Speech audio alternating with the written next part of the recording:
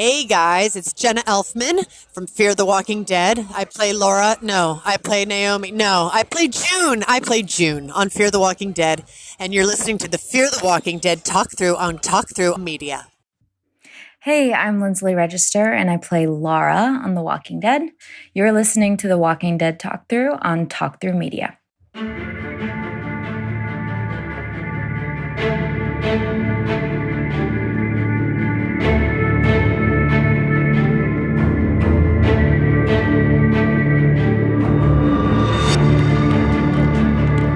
Hey, survivors. Welcome to episode 76 of Fear the Walking Dead talk through.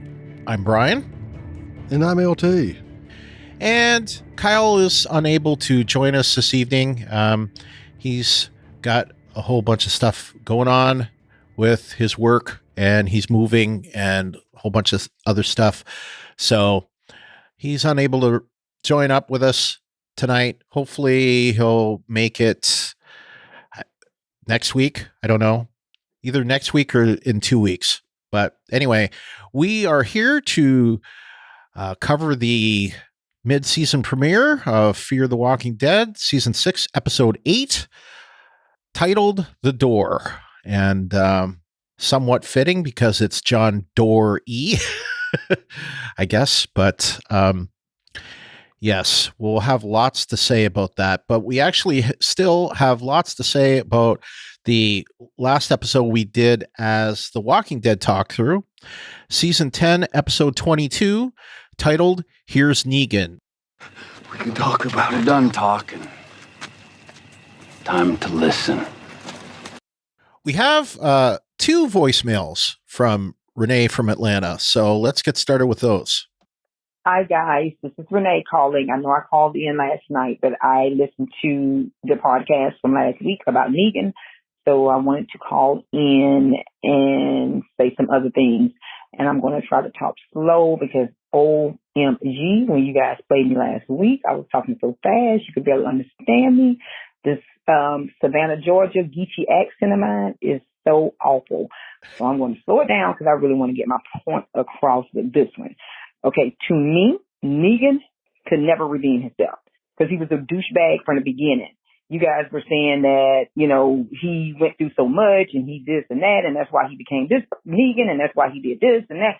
But from the very beginning, Negan messed with his wife, Lucille's best friend.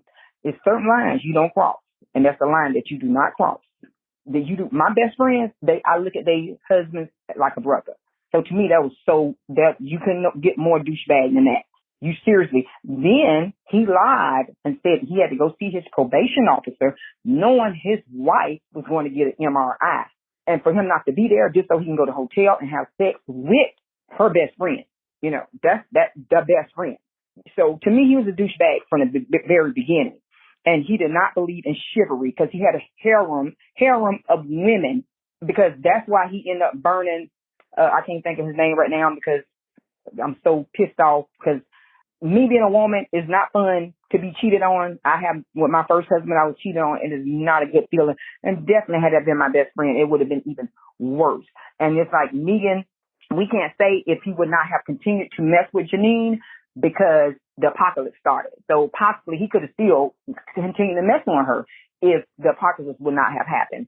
So he just could never redeem himself to me. And then, like I said, he had a harem of women, and he burned, what's his name on the face, because he was trying to leave because he didn't want him messing with his wife. I mean, come on. Then from the beginning, he beat someone up because they was in a bar and they were talking loud. This is a bar. You don't tell anyone what to do when you're in a bar. You're supposed to be loud because your wife want to hear a song. No, Negan was always just grimy, and I mean, it's no redemption for me. I don't care about the episode. If anything, the episode made me look at him even worse because, like I said, this was her best friend, and he stooped that low. And then my mom was like, well, because he watched his wife, he wasn't there for his wife. She had cancer, and he went through all that. That's why he became the person that he was. That really wasn't him. We can say the same thing about Maggie when she killed him. She watched her husband die a horrible death when he didn't do anything wrong. All right, so that was the first voicemail, and before we start talking about it, let's get into the second one. I really hope you guys play all of this. I'm going to try to finish it up. Like I was saying before, Negan is no redemption. Negan was horrible before the apocalypse, and he's still horrible. I don't care how many people he saved. I don't care what he did for Judith, because, again, he did not believe in chivalry, because he would not have had a harem of women, and he would not have burned, what's his name, Faith, because he didn't want him sleeping with his wife. Like, seriously. And if Negan really was a good person, then Negan would get the heck on, because he knows the pain that he is causing Maggie. And like I was saying, my mom was saying, because of what he went through, I'm going to say the same thing about Maggie when she kills him, because of what Maggie went through, and she saw her husband die a horrible death, also Abraham, and he was just, I mean, seriously, it's no redemption for Negan. He's grimy. He has always been grimy, and I just don't like it. I listened to quite a few podcasts, and everyone was saying the same thing. Negan went through so much. He watched his wife. Negan left his wife while she had cancer, and she asked him not to leave, and then he stayed gone for 6 weeks. Seriously. I mean, if that had none of that had anything to do with Negan. Negan was always grimy, and to me, he's the worst character ever of The Walking Dead, just because of what he did. I mean, like I said, it made me even dislike him even more, because you mess with your wife's best friend. That's the line you do not cross. And he's just grimy, and he always have been grimy. And I don't like Negan, and I want them to get him off the show. I want Maggie to have redemption, like she told Michonne. Had that been Rick, no one could stop you from killing him. Michonne would have took Negan's head off right then and there. Maggie needs to take Negan's head off. Negan needs to go, and he needs to die. He don't need to go off and by himself in the wilderness, in the woods, or whatever. He needs to die. Okay? Love you guys. My favorite podcast ever. And then I wanted to tell you, I think it was Kyle, it's not whatever you said. It's woo child. And Brian, yeah, I agree with you. The show is not the same, because I miss my baby Rick. Okay, bye. Well, thank you so much, Renee, for that set of voicemails. Yes. And we will discuss them at length, although we've got a lot to cover tonight. So as far as Negan, can Negan redeem himself? What do you think? I think we can pretty definitively say that Renee is not a fan. That's for sure. It's pretty definitive there. Yep. I will stay steadfast to my thoughts that I don't think we can get to a point where there is a redemption. I think the thing that was brought up, and I think it was Yvette Nicole Brown said, we can get to a neutral place. Yeah, I agree. I don't think we can get to where, Negan and Maggie are hanging out. But I think that there's a, sort of a stalemate that we can get to, this potential. And I guess that goes back to, can anyone come back from that? You'd make the same argument of, well, if you've, done your time, if you have, paid your price in society's eyes, can you start over? So yeah, he's done a lot of bad stuff. He's been, been a bad guy. He, waffle ironed Dwight's face. He did. He had some girls on the side. Yeah. But that's the whole thing of, redemption and forgiveness. I mean, like I said, and I don't think it's going to be a matter of forgive. I think there's going to be a point to where, wasn't it Negan that always said that survivors are a commodity? Yeah. And I think they're to the point where, they don't have a lot of live, viable bodies in Alexandria. So, yeah, true. Yeah, I mean, I would have a similar take on that. Like, can Negan be forgiven for the things that he did? No, but I think Negan can, like Yvette Nicole would have said, like a neutral point, that's a good way to put it, is that he can do enough good that he could make up for a lot of the bad that he did. And, mind you, he's got to make up for a lot of bad, but it would be possible to tip the scales to a point, at least. That he would have to do a lot of good over, the rest of his life to make up for the bad that he had done. But it's like you say, like, going to prison and all that stuff. It's like, at some point I guess it's like, Yeah, at what point does somebody pay their debt to society and Right. you say, well, I may not invite him home for dinner, but Right. I'm not going to run him out of town. right. Yeah, exactly. So, And despite how much you hate him, wouldn't you say that is a function of how well his character is written and acted? yeah, I think that is a way to put it, is that, he's a character that we love to hate, and like, he's not a character that we go, I don't really care about Negan. You either love him or you hate him, or you love to hate him, or you love certain things that he does, or you hate certain things that he does, but he's not a character that you look at with indifference. Correct. He gets a reaction out of people. Sometimes it's a really bad reaction, like with you, Renee. Sometimes it's a really good reaction. And I know people that absolutely love Negan. I wouldn't count myself as one of those people, but I do know some people that just absolutely love Negan. So there's, Well, and you can crawl up on your soapbox about, the state of how protagonists are written in the aughts, that we seem to have gone to the extreme of the anti-hero. That it's not that even the good guys you see now are not the old school squeaky white hat kind of guys. Yeah. Is that even if you look at somebody who you would argue is in that same vein, you look at somebody like James Bond. Well, he's a hero, but he's also kind of a womanizer and a gambler, and he drinks too much. Yeah. But I think that's the thing, is that nowadays you don't have, even your heroes have vices. Even your heroes have problems. I mean, as much as we love Rick, there were some times where, Rick had some moments of indecision. He did. And Rick had some moments where he was blinded to what he should have seen. Yeah. And a good bit of that, again, goes back to how the quality of the writing and the ability for Andrew Lincoln to pull that stuff off. So, yep.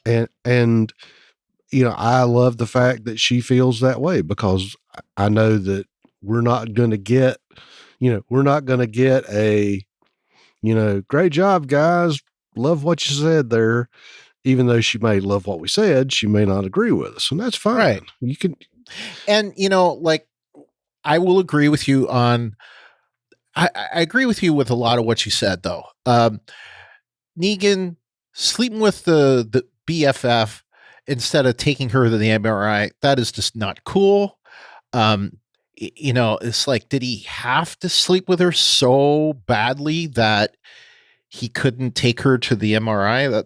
That is pretty bad. And, and the whole like chivalry harem thing, I think Negan has his own definition of things, and chivalry is one of them. Like the way, he had his harem, he looked at it as, these women are choosing to do this, but he doesn't look at it like he's coercing them to do it. Like he's basically saying, well, you can say no, but it's kind of like, well, you say no and you'll get table scraps versus you say yes and, you'll be treated like a queen or a princess, Right. but so it's not much of a choice, but still, it's a choice in his mind. I'm not going to argue about the fact that it's coercion, because I think it is, but in his mind, in the world according to Negan, he's chivalrous. And I'll take a page out of my old dusty sociology notes from college, and there were arguments made that human beings are not monogamous by nature. Yeah, is that while you might say that men and women have different goals, that it's been argued that on an animal level, men are wired to propagate themselves widely amongst the viable females in a population. And, it's just, you can argue that females are sort of wired to, settle into housekeeping and make kids. And this is not my opinion, so don't crucify me. I'm, happily monogamously married. So I'm just saying that in certain situations that may be something that happens. I mean, I don't know. I kind of agree with you that it's not, conventional chivalry. I mean, he wants to, defend women, but yet he's got his little, I don't know, can I get away with saying,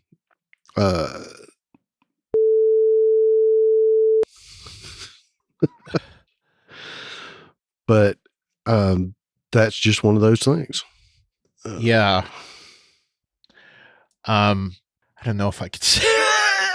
Yeah, that's kind of where. Yeah. Anyway, I don't want to ask. I think I know what you said, but I don't want to ask about it. Anyway, as far as fights, one thing you brought up about, you don't fight in bars. Well, I hate to disagree with you, but a lot of fights happen in bars. That's why you have bouncers. And I'll say, just professionally speaking, that whenever you get a lot of people and a lot of alcohol in a small space, yeah, fights happen in bars. Yeah. And Dwight's face, I think basically he burned Dwight's face because they escaped, and it was part of the penance, basically, where he got in with, he basically pleaded for them to be brought in, and was kind of like, well, there's one final thing you can do, and it was the iron, right? And he took it. So I mean, was that a great thing that he did? Of course it wasn't a great thing that he did, but I'm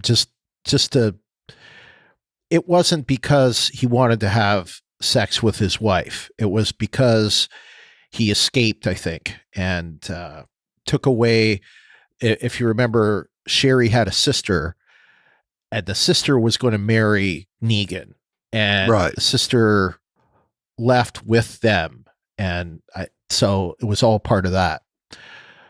But Negan is always grimy. So I will agree with you on that last point. He is kind of a, swarthy guy. He has that air of slightly sleazy. Yes. Yeah. Even pre-apocalypse he did. Well, it's the fact that, too, the more that I've thought about it, he must have a stock of hair product, because he's always had the same kind of slicked back, pompadour-y kind of hair, too. Yeah. Yeah. Yeah.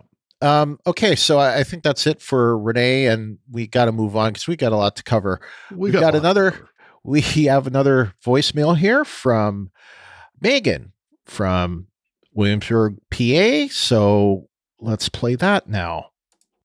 Hi, this is Megan Lehman, and I have one piece of feedback for last week's Walking Dead episode. Here's Negan. This is something that I don't think I've heard discussed on either podcast I listened to, or in any of the chat threads that I'm part of, or in any of the articles I read about the episode, or on Talking Dead.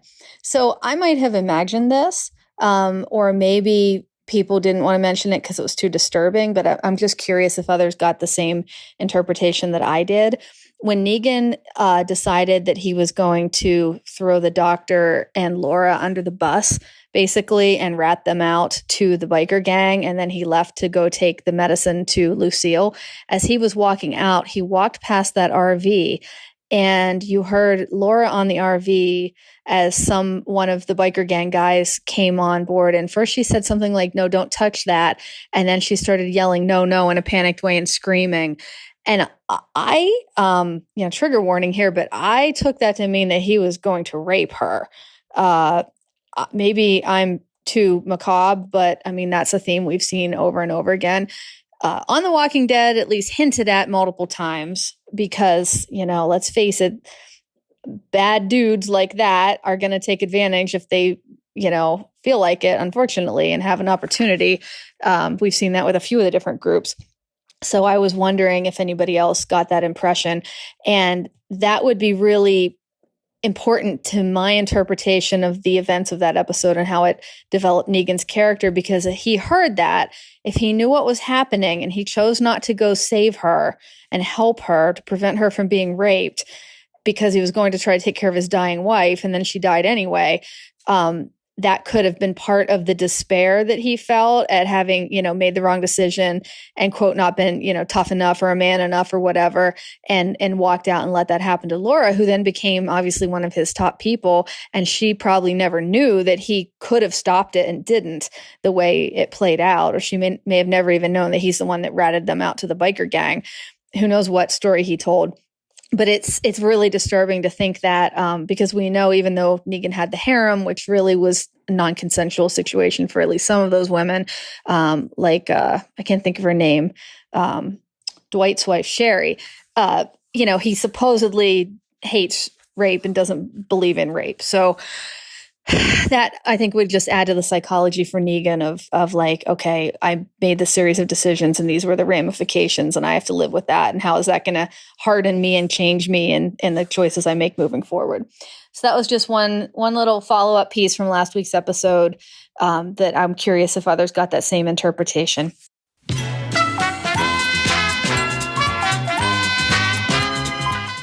Well, thank you so much, Megan, for that voicemail, and we'll be hearing back from you later in the episode.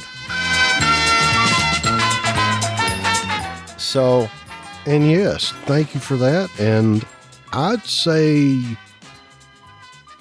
you're probably on to something. I don't think we talked about it directly. I think we may have inferred at it when he left, but yeah, you've got a point there. And that could be why he is like he is about forcible interaction, shall we say. Yeah. Okay. I don't really have a comeback except to say thank you for that. We talked a little bit about the whole consensual versus non-consensual stuff already. So as far as Laura getting raped in the RV, I hadn't thought of that before, so good observation. Okay, so let's move on to this week's episode. Season 6, Episode 8 of Fear the Walking Dead, titled The Door. Written by showrunners Ian Goldberg and Andrew Chambliss, and directed by co-executive producer Michael E. Satrazemis, who has also directed several episodes of The Walking Dead. Most notable would probably be The Grove. The description from AMC.com is as follows. A reunion with an old friend helps pull John Dory out of his darkest moment yet. Back at Lawton Virginia demands answers. I don't really didn't see Lawton in this, but anyway. So, LT, what did you give this episode?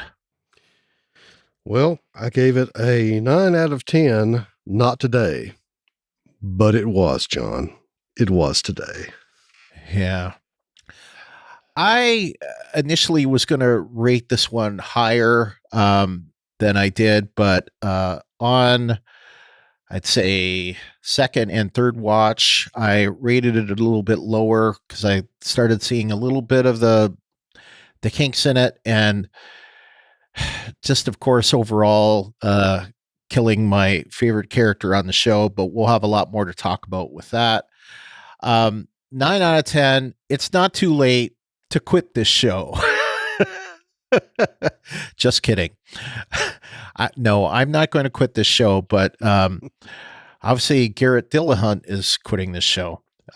Anyway, but we'll talk about that because there's some things that we could think about as to why this happened. All right. And as far as it goes, I don't know what broke my heart more, seeing the episode or watching him talk about it on Talking Dead. Yeah. Because I mean, there were certain things that he said that made me think that he wanted to leave. So, and who can blame him? You know, I guess I'll get right into it now. When you've got, thousands or even hundreds of thousands of fans that interact with you at conventions and, on Twitter and, Instagram, whatever, and they're saying, love your character, hate the show, it's going to kind of wear on you after a while. And I think Garrett certainly saw the potential of his character and saw, the crap that was season 4B and especially season 5. And he, said, I think what happened, I think they were thinking about killing off a character. And as soon as he heard that, he probably went into their office and said, I volunteer.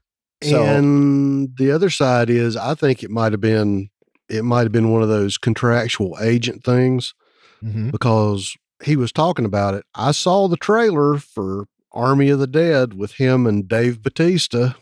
Oh, yeah. So that's going to be another big action movie. That's right.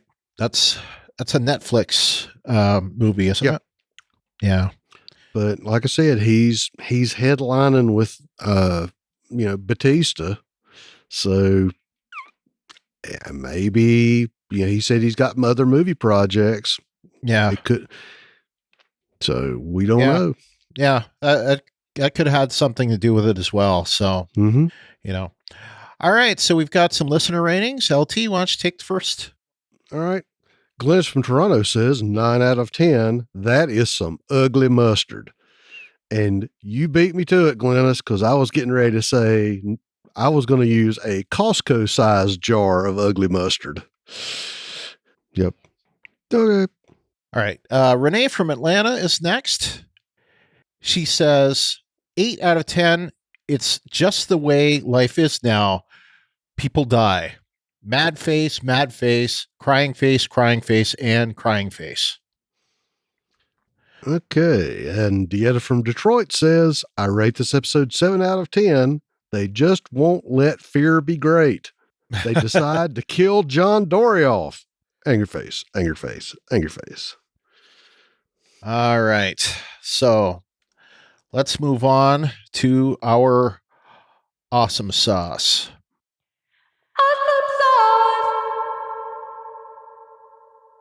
Okay, let's start off with some listener awesome sauce. Dieta from Detroit said, John finding Morgan and reuniting old friends. I was so excited, we're about to get the crew back together, but then they killed John off. Angry face. Yep. And we agree. Yep, we agree. Glennis from Toronto is next. She has 2. She says, trying hard to find the awesome with that horrible ending. The truck, decked out with the rejected suicidal doors of John's and running the gauntlet and smashing its way through the Walker obstacle course like an episode of Robot Wars. While Morgan and John picked off the stray walkers. The one very good thing Dakota did before her very, very bad thing. And then she says, the phrase, "that is some ugly mustard," was uttered by John Dory in Fear the Walking Dead Season 4, Episode 1, and then by Morgan in Fear the Walking Dead Season 6, Episode 8. And I believe John said it in subsequent episodes. Mm-hmm. So that's not, he didn't just say it the one time, he said it a few times. That was like one of his pet phrases. Yeah. I don't remember specifically which times he said it, but I know he said it more than that. Okay, Renee from Atlanta says, now this is what I'm talking about. And it looks like hug or happy emojis. The fact that the franchise is still willing to kill off favorite characters. That's what I love about the show. They're not afraid to go there. The same with Game of Thrones. But dang, rest easy, John Dory. Yeah, I have to say that is one thing that I have to, give them credit for, is that, and it had been a long time since they had killed off a character. I heard this and mentioned on one podcast today. The last major character they killed off on Fear was Madison. And we still never saw a body with her. So, there's always speculation that she could come back, but to fuel all the theories of all those Madison fanatics out there. Well, I mean, look at how many times, say, Daniel has come back when, we thought Daniel was dead, and like, true. No, Daniel's not dead. And then, we think Daniel's dead. No, he's not dead. He keeps popping up. But that one, I will say that, it did take some guts for them to kill off this character. And that's why I have to think that it came from Garrett. It was a mutual decision that they were making. They realized they needed to kill off someone, and Garrett wanted it. He basically wanted off. So, because otherwise, I don't see them making that decision. Because, I mean, he is a character that was pretty much universally loved. Such an interesting character and a good person, a character that you rooted for. To see him gone from this show, this is the equivalent of losing Carl in a lot of ways, or Glenn, or Abraham, or of course Rick. It's that level of loss, because he is a character. I think that a lot of people were watching the show because of this character. Ones that had started, on the show, especially in later seasons, were into this show because of that character. And with him being gone, I mean, it's a blow to the show. So, hopefully they will rally around it and take the show in a different direction. I think it has potential for June's character, because she could end up, going on a rampage. Well, with and this. It's fans like me. Yeah. John was one of the characters that I really, really liked because, kind of glad Kyle's not here, because I was going to say, yeah, I can forgive Charlie.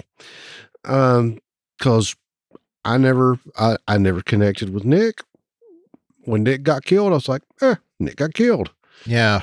But dadgummit, they killed John Dory. So, yeah. And I think, to the bigger point, they have it's a valid thing to say that if all of your characters are always at risk, it makes it more tense, because we talked about it.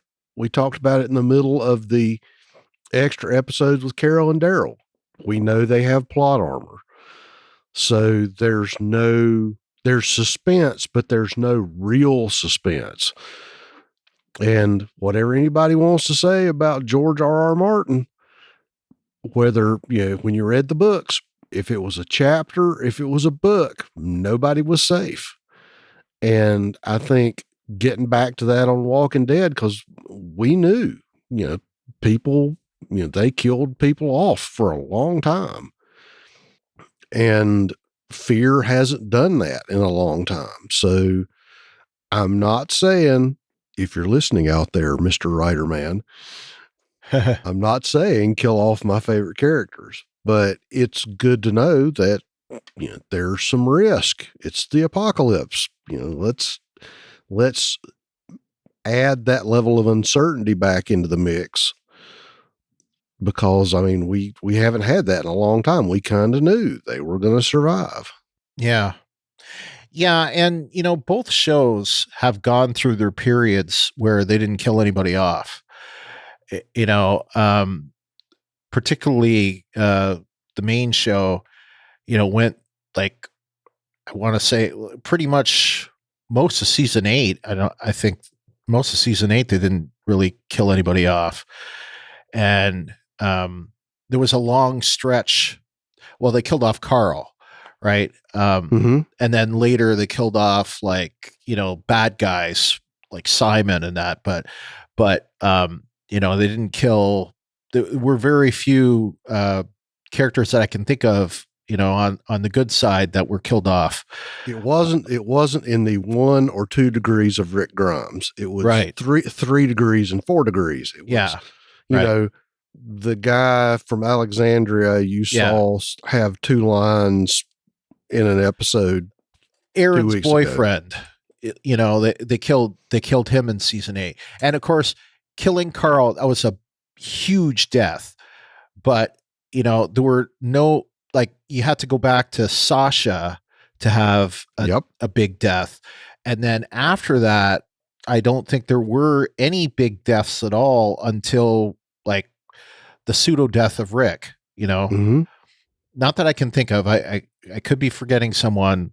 And then of course, in season 9, after that, there was nobody until Jesus. And then again, I think no one until the Pikes.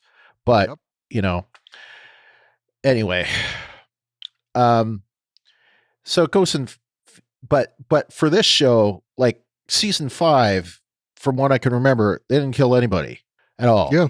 So, it's been quite a long time. The only one I can think of they killed was Matt Frewer, but he wasn't a regular. Yeah, well. Yeah. Anyway, let's move on to our own awesome sauce. So, LT, what do you have?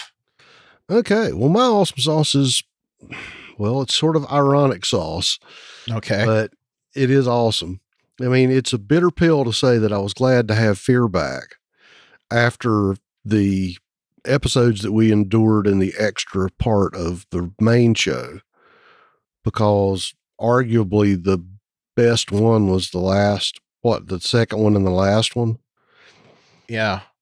And, to come out swinging like they did, to get the quality of episode that we got for Fear, which is usually the second fiddle, they came out swinging hard, and it was a really good episode, but it had to be, the twist was it had to be John get killed at the end.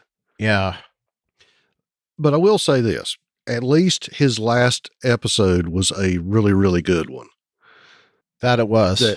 That it's not just a weak, sad, not good episode and they killed him. Because at least this way it was worth watching. One of the awesome things I thought was the way they rigged the doors on that truck.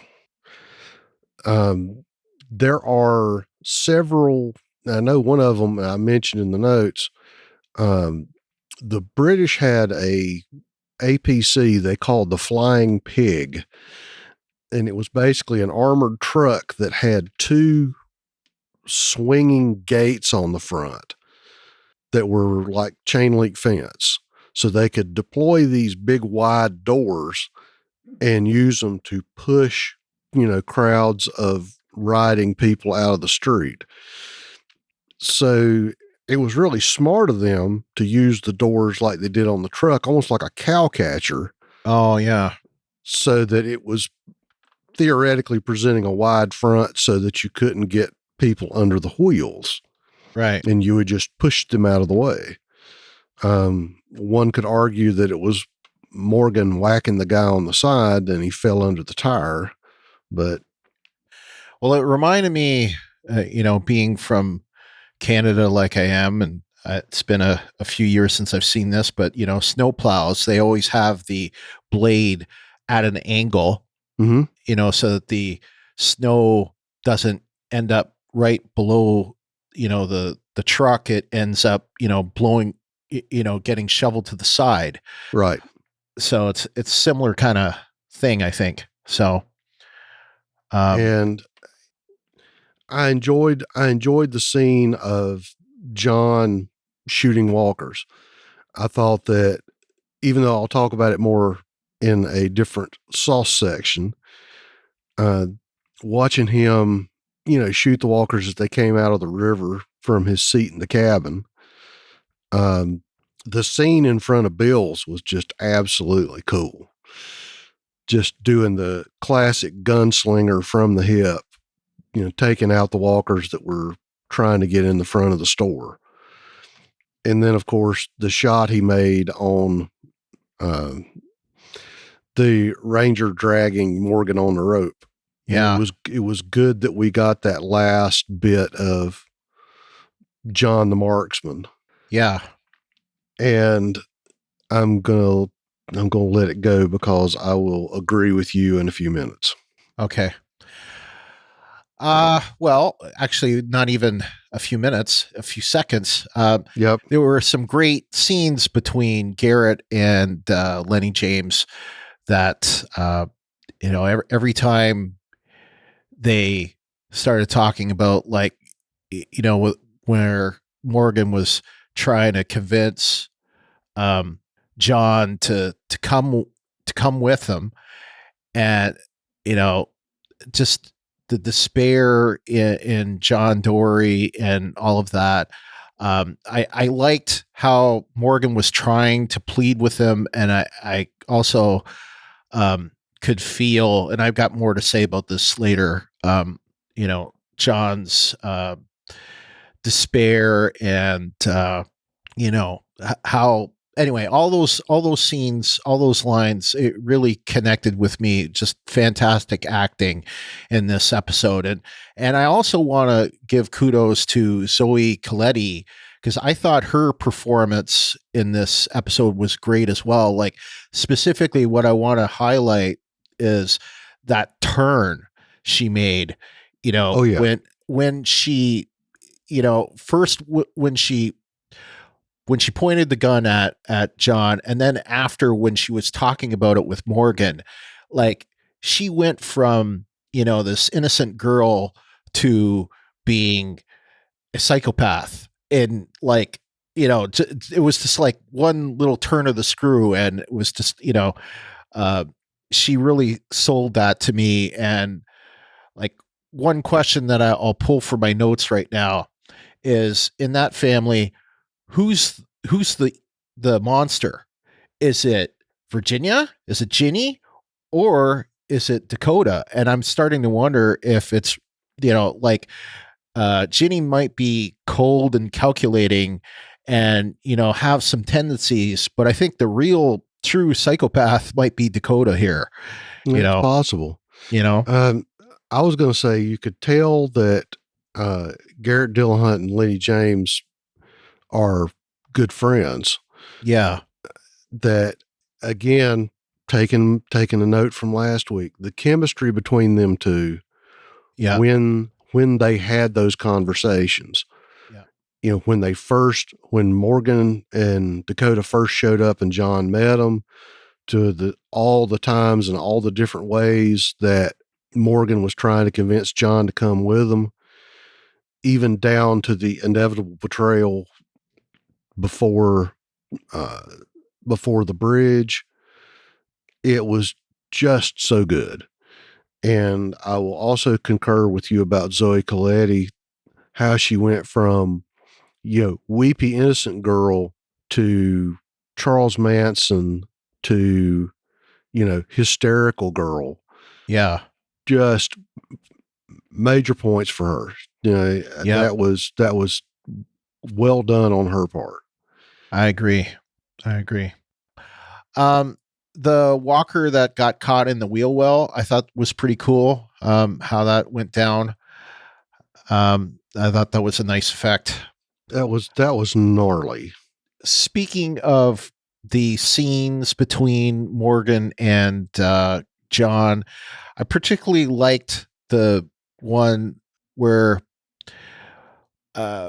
when Morgan kind of, you know, grabbed the walkie and told Virginia to meet them at the cabin, because I think this is an example, and, you know, Morgan brought this example to John. You know, John didn't really have the right to, you know, kind of force Morgan to, you know, go with him or whatever, but he did. But like Morgan gave John some medicine that might have been bitter, but it would save his life. You know what I mean? So, you know, I wrote in the notes, sometimes a friend needs to give another friend what they need and not what they want. And, you know, so like you might get pissed off at him, or he might get pissed off at him for doing that. But in the long run, it's in his, you know, better, it was in his own best, good. Yeah, it was in his best interest. Yes, I agree. And, you know, it at time, you know, what happened hadn't happened, you know, with Dakota, it would have saved his life, you know? So, and it did save his life, I think, up until that point.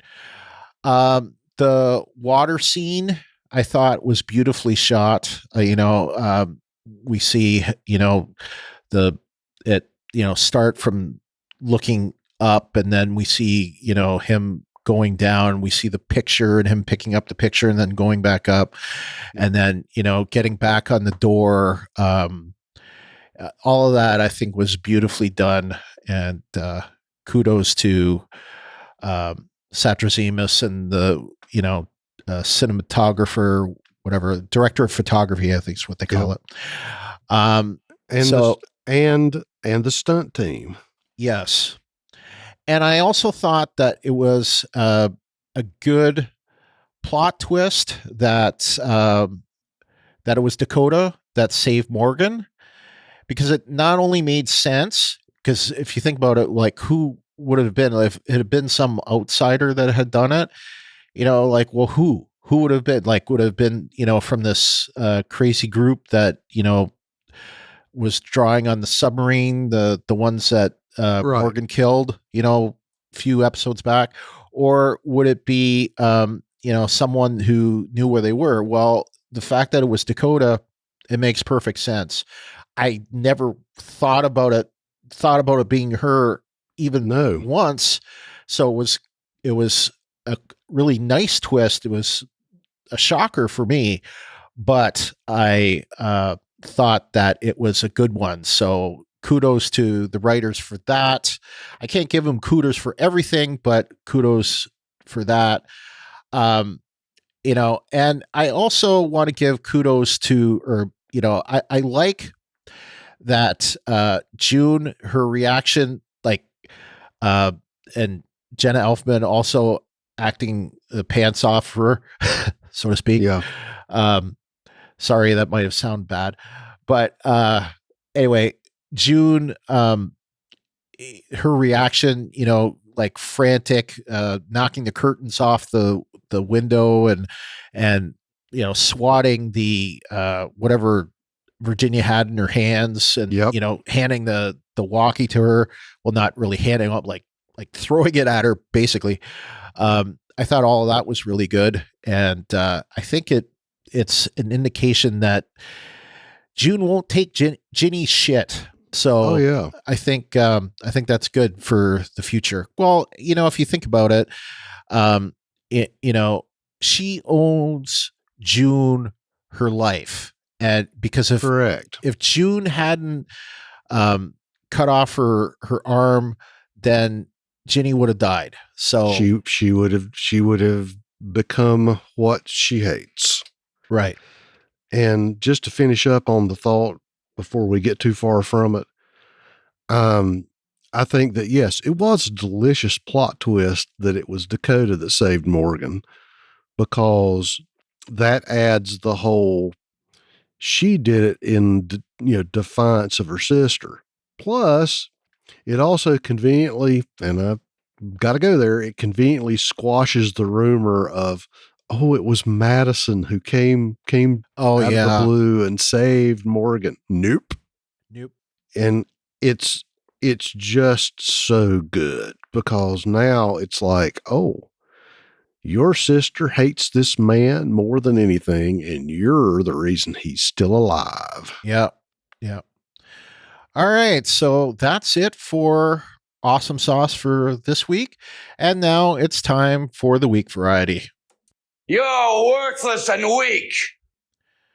Okay, so we only got one. I'll give it, since you have weak sauce. Okay. Glynis from Toronto, she just has one. It says, it's time to have a 100% fit Morgan. Too many times now he is incapacitated conveniently for the purpose of the situation and plot. Come on, writers. Don't always fall back on having Morgan injured. Fire up those brain cells a bit more.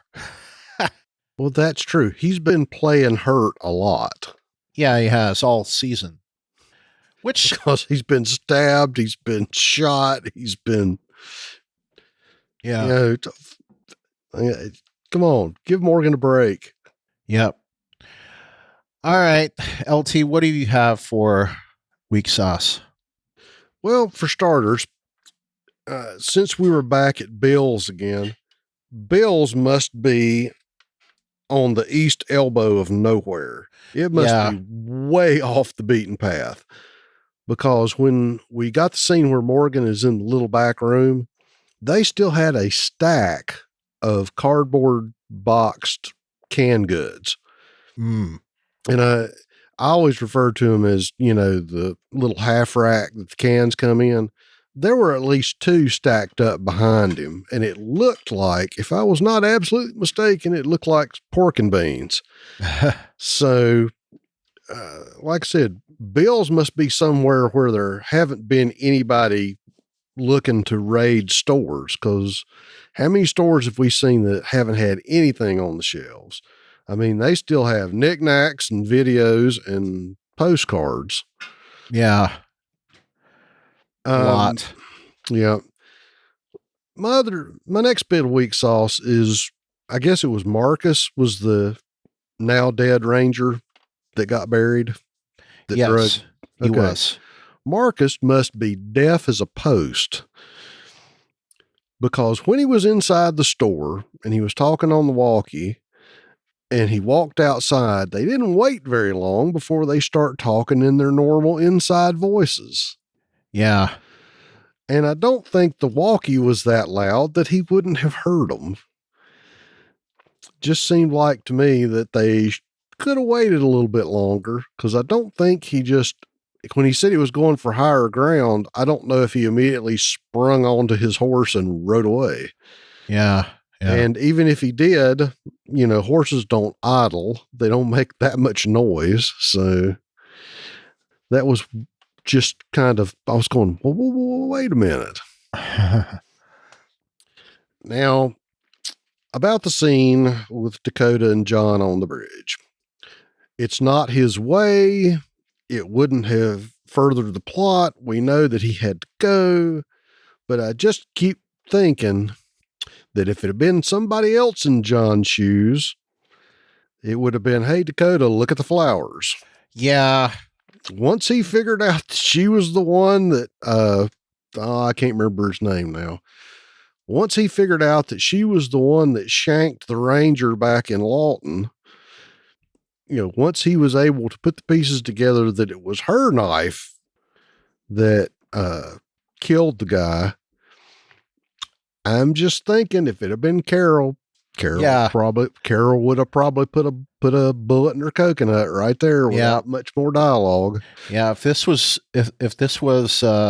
Carol and not Morgan that made the trip cross country, I agree with you. Just saying that John, after he didn't shoot Marcus in the store, I just think that John was the sort that he's not going to shoot you. Now, granted, I still think it would have been hard, but I think if he'd have slapped leather, he could have done it. But I don't think John. I think even though he knew she killed him, I don't think John was the one who would shoot a little girl. Yeah, I agree. I think that he would have just rather. He would have instead killed. What am I trying to say? I think it was just like it came out. I think that he would have probably wanted to do something, tell Morgan whatever. But yeah, I don't think that John would have been the one to go ahead and just shoot the girl. He would have. I think even though he caught her, he's still not going to be the one to just right. Do the look at the flowers drill. Well, and it's like Lizzie was batshit crazy. She was irredeemable. Right. But she clearly had mental health issues, whereas Dakota, like, I don't know, I called her a psychopath. I don't know if that's true. I'd have to look at the definition between psychopath and sociopath. But like, to me, she's more redeemable than Lizzie would be. Well, right? And I think your point is that Dakota did something that was deliberately, she evil. She did something that was, she in an otherwise clear and normal mind justified doing what she did. Right. And, Lizzie was just off her nut. She was unhinged and not anchored in reality. Yeah, that's a good way to put it. She was she was crazy. She was insane. Whereas Dakota is just, she has issues, but I don't think being insane is one of them. Right. We could say that she's evil. Yes. But oh man, we know that characters who otherwise do bad things can be redeemed.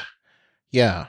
I mean, in modern times, like, I guess the way you could put it, between these two characters, if they had committed the same crime, or type of crime, I guess you could say, Lizzie would be the kind of criminal that would be put away in a mental institution for the rest of her life, because she clearly could not judge right from wrong.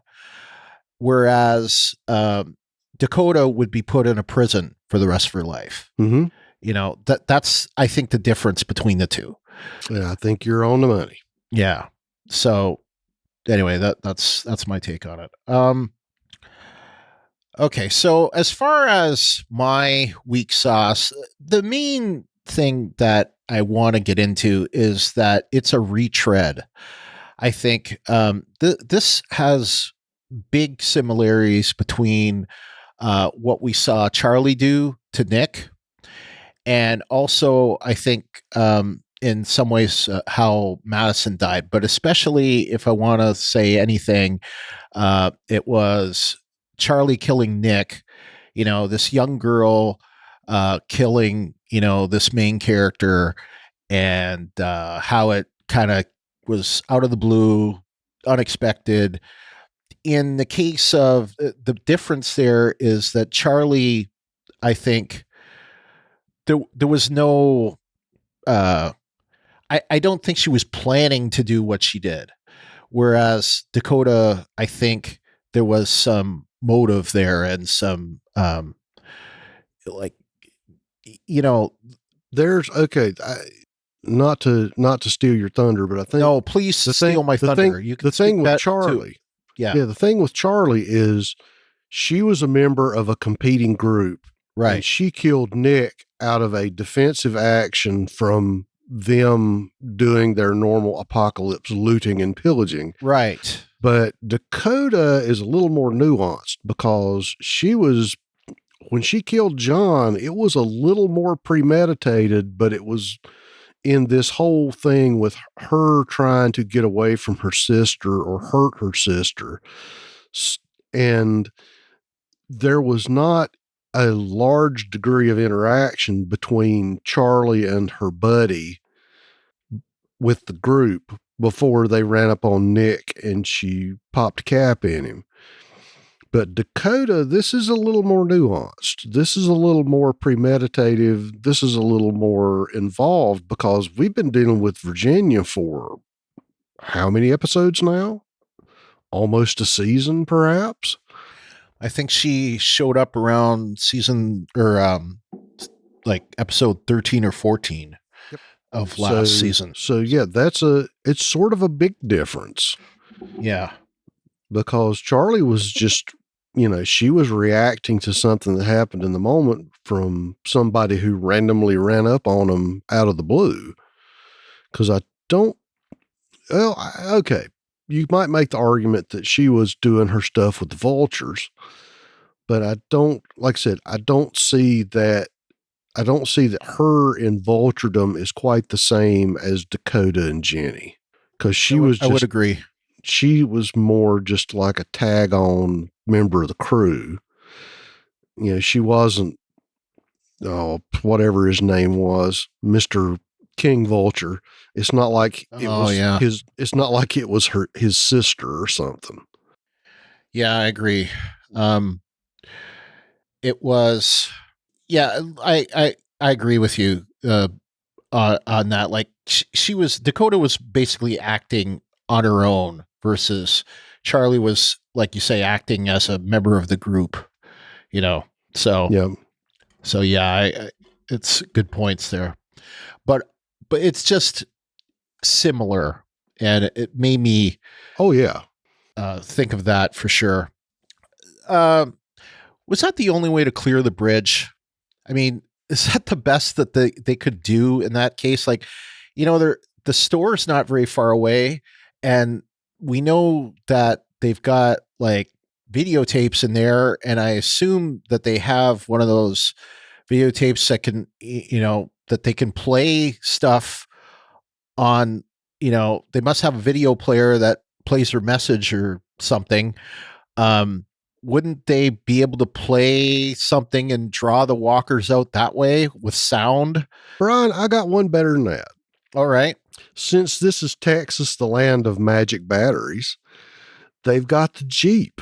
They could go to that Jeep and take the horn off, wire the horn to a battery, scrabble up the bank on the other side, run down the road.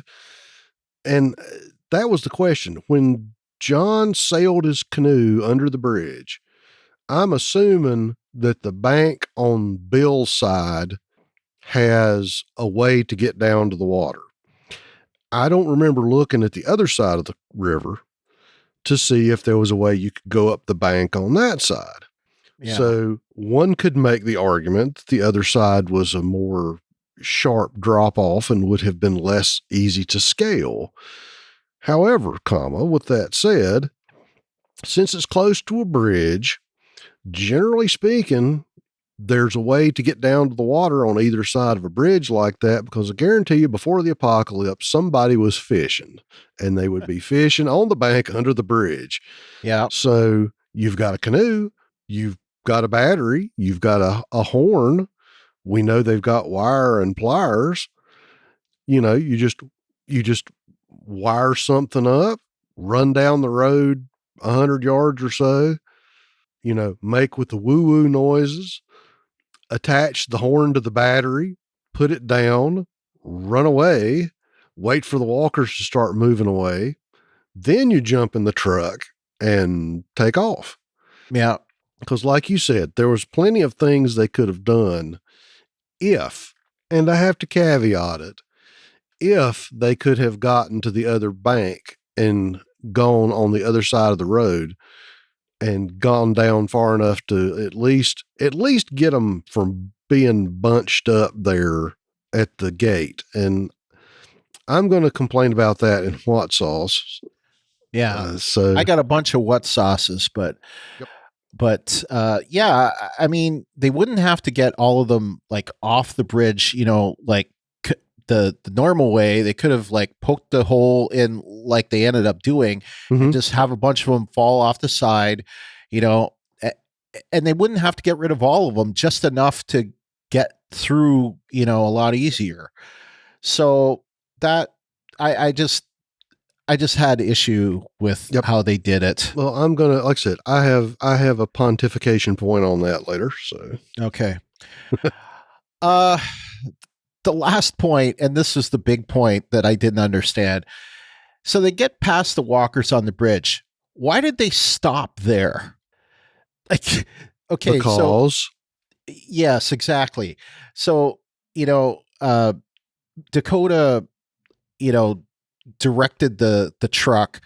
It hit the side, opened up the fence, and, you know, later gave her a place to shoot John Dory and push him off and onto the water. Okay. So we understand because of plot, but still, there was no reason at all why they would have stopped there. What they should have done, what would have made a lot more sense, is they keep going.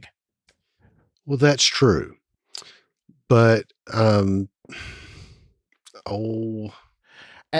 you know, John would want to go away. Well, it's because that looked like to be a mid-70s Chevrolet truck, and we all know that General Motors in the mid-70s put the word has left my brain. By the way, one thing I noticed about that, it's a Chevy pickup. Yep. On the dashboard, it had a GM logo that was upside down. Well, just to belabor that point, all those trucks, whether it's a Chevrolet or a GMC, are all identical. Yeah. And so I know a couple of guys that had GMC parts on the interior that they got out of a junker on their Chevy trucks. Yep. Yep. And I was going to say, when I was trying to be a smart aleck before, mid-70s Chevrolet trucks have their have the module that shuts off the ignition when you need exposition. So because they had speechifying to do, the truck wouldn't start.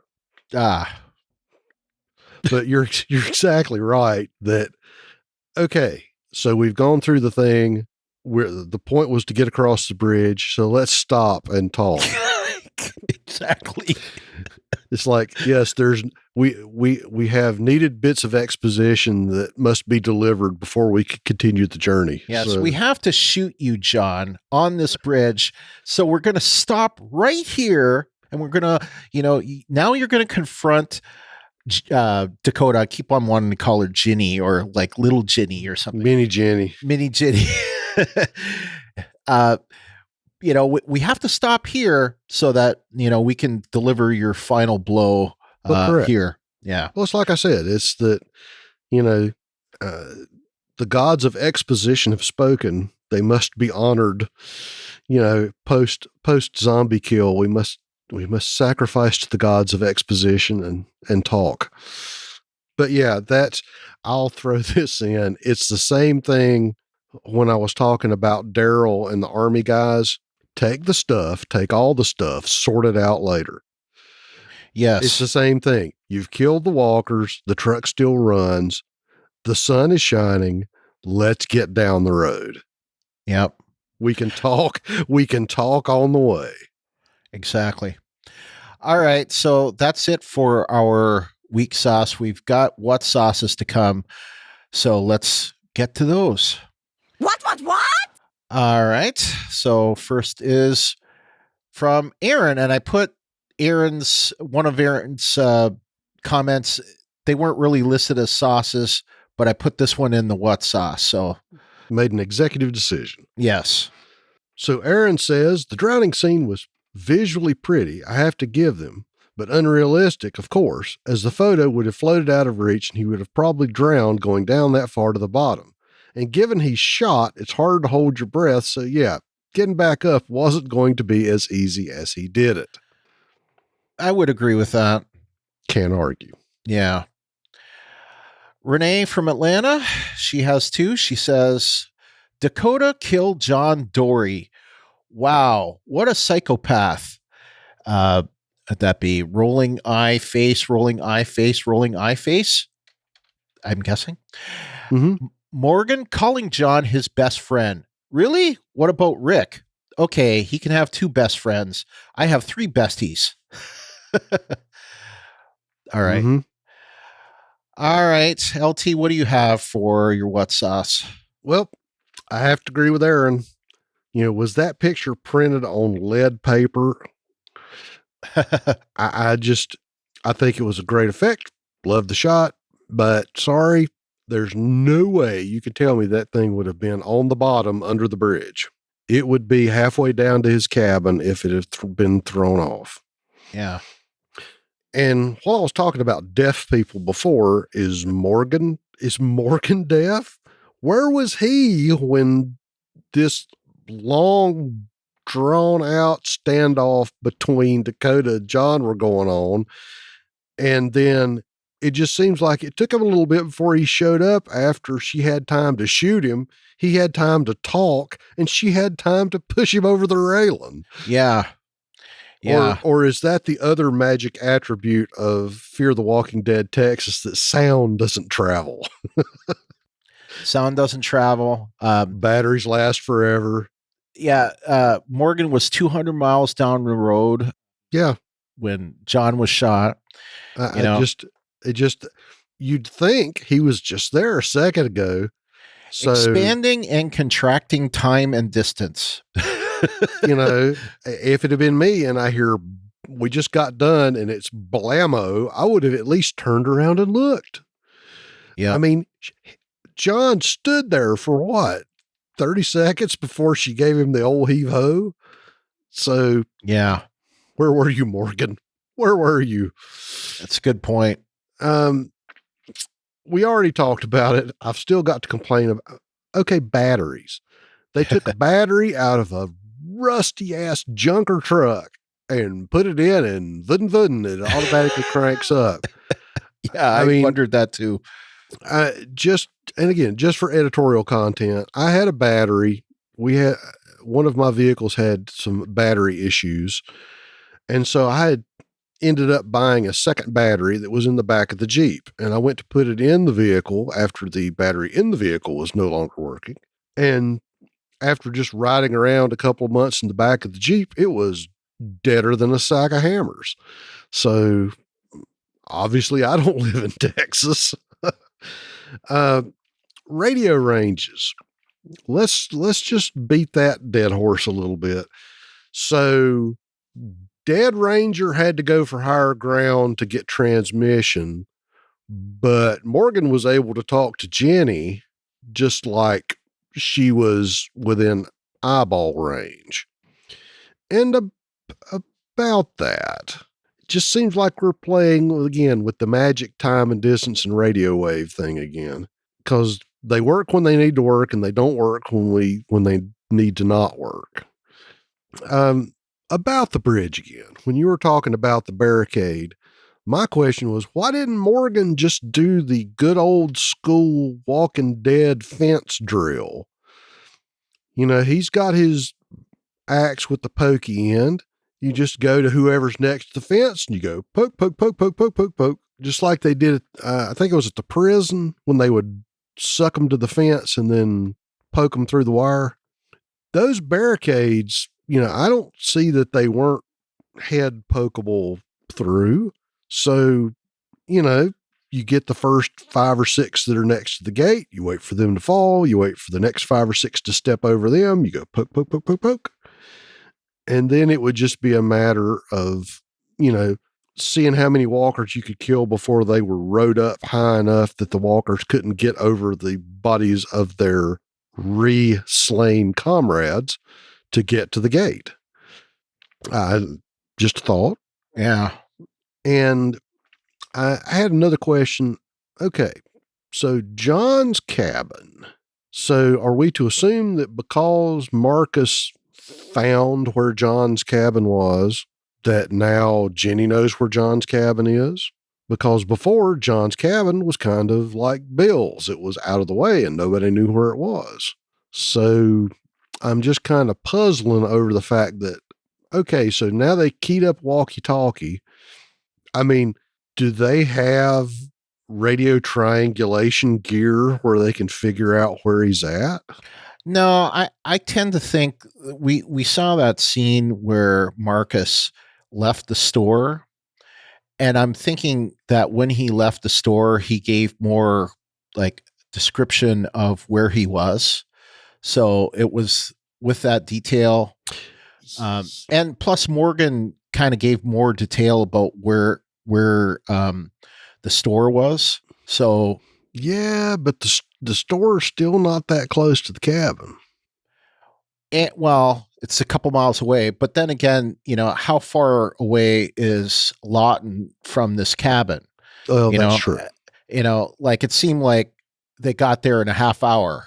We'll just chalk it up to the fact that, you know, we're obviously in Rhode Island size Texas as well. Yes. Yeah, that's the Well, I just always say. I just thought it was just sort of convenient that once she figures out that she needs to know where John's cabin is, she suddenly does. Yeah, exactly. So that's all I got for mine. Okay. So knowing that June's alive and she's still out there, I have to ask, why would John want to kill himself? Like, you would think, even though she wanted to stay with the hospital, you know, to me, if they're truly in love, he should still have a reason to live, you know? Yeah. So I don't know if I completely buy that John would be in that much despair. I'll get more into that later because I want to address something with that. But so despite, you know, why he's so depressed, I get the how he's so depressed, but the why, it seemed like he had just married her. And yes, they had been just apart, but they were just together. And yeah, she had other goals, but to me, I don't know. I would think that John, he would find some kind of way to make things work, or, you know, to for them to stay together than for him to just off himself like that. You know, so, and then of course there's the whole thing about, like, you know, he wants to kill himself, but he doesn't want to kill himself by Walker. So, you know, I get it, but at the same time, it seems kind of pointless to be, you know, it's like he could get it done very quickly if he just let him at him, you know, and then just simply kill himself after the fact. So I don't know. How was Morgan expecting to take Marcus down from his horse? That I didn't understand. Morgan was already wounded. So how did he expect to be able to take him down? instead, that went horribly wrong, and he ended up getting dragged for quite a distance. If he'd had his axe, yeah, that would have worked. Or do the old Western, grab the reins and jump on the back of the horse, or just from realistic standpoint, punch the horse. Yeah. Oddly enough, if you spook a horse like that when they have someone on their back, usually they will not have someone on their back much longer. Right.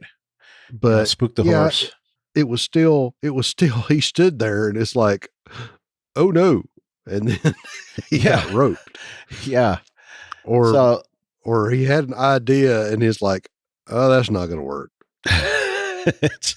It just was not working. Speaking of not working, it is too easy to fix cars in the zombie apocalypse, at least at this point. Like, okay, so I'm going to go over to this truck that has been sitting there since he was a kid, and be able to take parts out of it and make it, or get parts for it and make it run. Really? Well, and that's why I would say that's the difference between Fear and the main show. In the main show, it's too hard to fix cars. Well, admittedly, cars on the main show, cars were like, and I know you're going to throw something, but cars are like trying to jailbreak an iPhone. I mean, all the cars on the main show, you've got a flat tire. The car's now bricked. We can't use it. Yeah.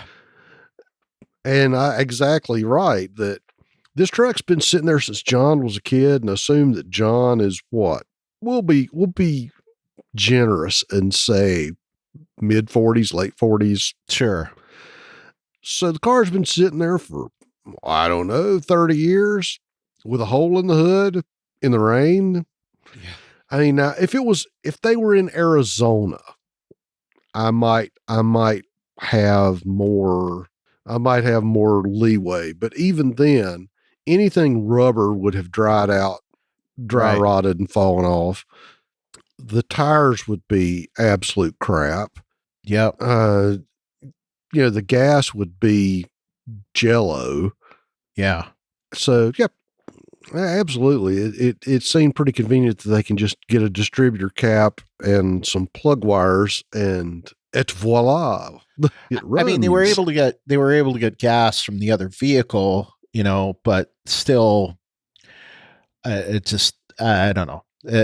It's just too simple.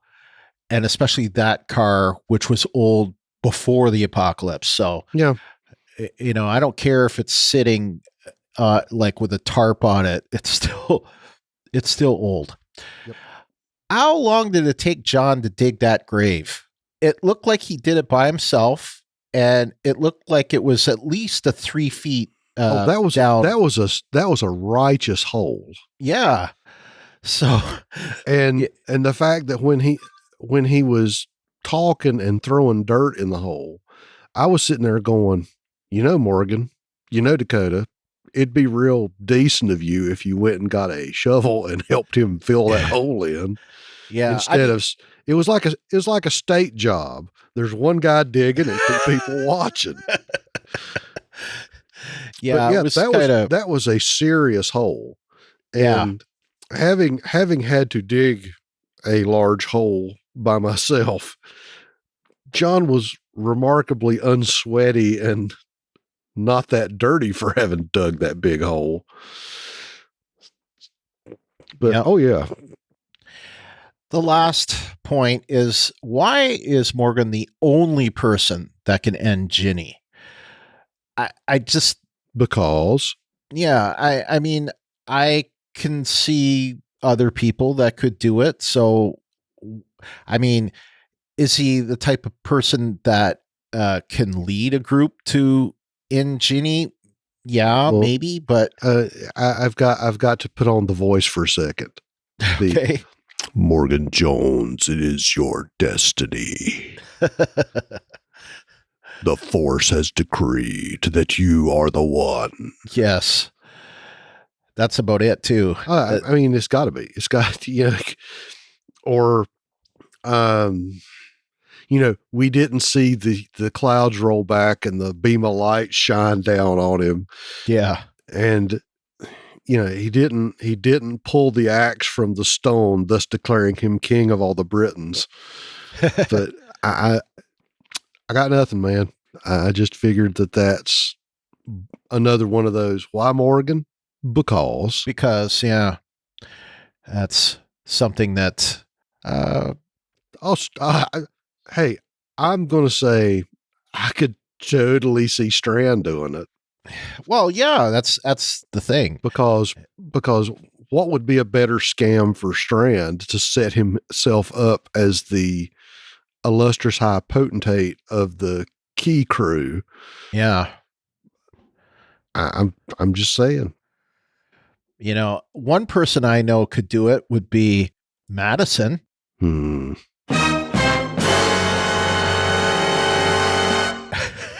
Yeah, but I still say Madison's still at the ballpark eating turnips and old hot dogs. Yeah, probably. But, and if you want to talk about ending people, I would say that Daniel has the skill set for it. Oh, yeah. Yeah, he does. So, yeah. Why Morgan? Because, what is it? Because Chambliss and whoever says so. Yeah, because the salary dictates it. All right, so let's move on to sad/aw sauce. I think it's mostly going to be sad this week. Oh, yeah. Aww. Okay, starting off listener sad sauce is Dieta from Detroit. She says, June running to help John only to have to kill him because he turned. Sad face. Sad face. And I made another executive decision and put this one in the sad sauce because Brenda from the internet, she simply said, I'm actually crying, ... So that seemed pretty sad to me. Yep. Glennis from Toronto says, John Dory reaching out and touching June's arm as a walker, as Garrett Dillahunt also alluded to on The Talking Dead. The question of how much of John's soul was left when looking and reaching out for June when he had so recently turned. Oh, geez. I hadn't thought of it that way, but after I read that, I couldn't help but think of it that way. Yep. Renee from Atlanta is last of the listeners. She says, John Dory turning into a walker and the fact that June had to be the one to kill him. Crying face, crying face, crying face, and crying face. Man, that hurt. Anger face, and angry face. Like, really, Dakota? I have been saying this for a long time. You're batshit crazy. You and Ginny need to die a slow and horrible death. Yep, I think I agree with you on that. Okay, LT, what do you have? Well, for our sad sauce, as Glenna said, that last scene with June and John, even if you want to argue about how much of him was walkery, it was the fact that she was looking for John after she found out he had gone in the river. She sees him on the bank. She goes running to him. And to hear Jenna Elfman talk about shooting that scene and how hard it was to run through the water. The fact that she ran out there and she's like, her John is there. And then when he looks up and he does the, and he had the milky white contacts in, just was absolutely gut wrenching. Yeah, I had that too about, when we see his walker eyes, that this was awful. I wasn't gonna say it, but I gotta say it now. It wasn't quite a full brine. It was about a half brine. I had one, so it got to me. Yeah. Watching John go over the railing of the bridge.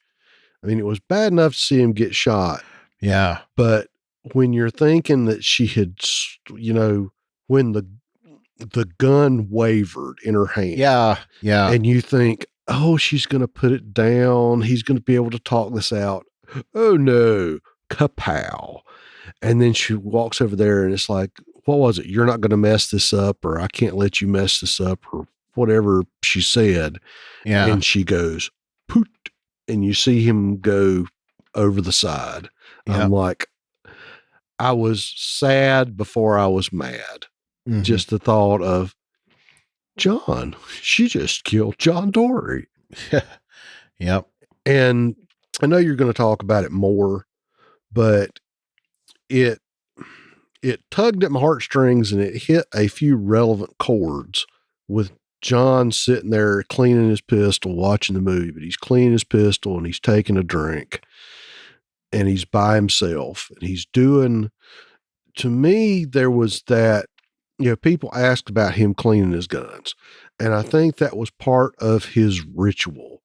Yeah. When they showed those scenes when he was Lawton, where he would, clean his pistol, he would brush his teeth, he would do, he had, John strikes me as the way they written him is the kind of character that has, you get up in the morning, you cook your breakfast, you fix your coffee, you brush your teeth, you comb your hair, you get dressed, you put on your shoes, you go to work. You come home in the evening, you take your shoes off. There is the normalcy of the ritual of daily life. And him sitting at the cabin by himself, drinking, cleaning his guns, loading it, and that first time that you see him put it under his chin, you're thinking, John has been in the cabin by himself for a little too long. Mhm. That the way they shot it just made the isolation of that moment wear in my mind. I mean, it just really struck me. And I will let you go into your bit because I think it segues quite nicely. Well, and this is a hard one to talk about. Yep. And I have kind of struggled with this, wondering what I should say and what I shouldn't say. And I feel like I should probably say most of what my gut feeling was to say, because this last year has been hell for a lot of people. And when John says to Morgan, he says, I ain't right. I just ain't. It got to me. I cried. It reminded me of this past year and COVID. And I don't know how much detail I want to get into. Well, you don't have to. I mean, yeah, but I've had my own issues with mental health, and I've had my own issues with mental health over the past year. Lost friendships over it. Lost some people that I care for over it. And, it's been a really rough year for me. And, I've, not ever gotten to the point that John did, but there have been some days when I just wished things would just be over. And, I've been in, therapy, and, had to see, psychiatrist now for the last 11 months, over, stuff that came up during COVID. And, it's been tough. And, I thought if any of you out there have been suffering as well, trust me, don't suffer alone. And, it's best that you go deal with those issues and don't let them, fester into something. Well, even from my perspective, just being an introvert by nature, it was a tough year that the only people you see in person, was people I was kin to. Yeah. That just being able to go to the grocery store and see somebody else and, have a casual conversation with somebody you run into at the market over the price of cantaloupes. Yeah. just any sort of human interaction.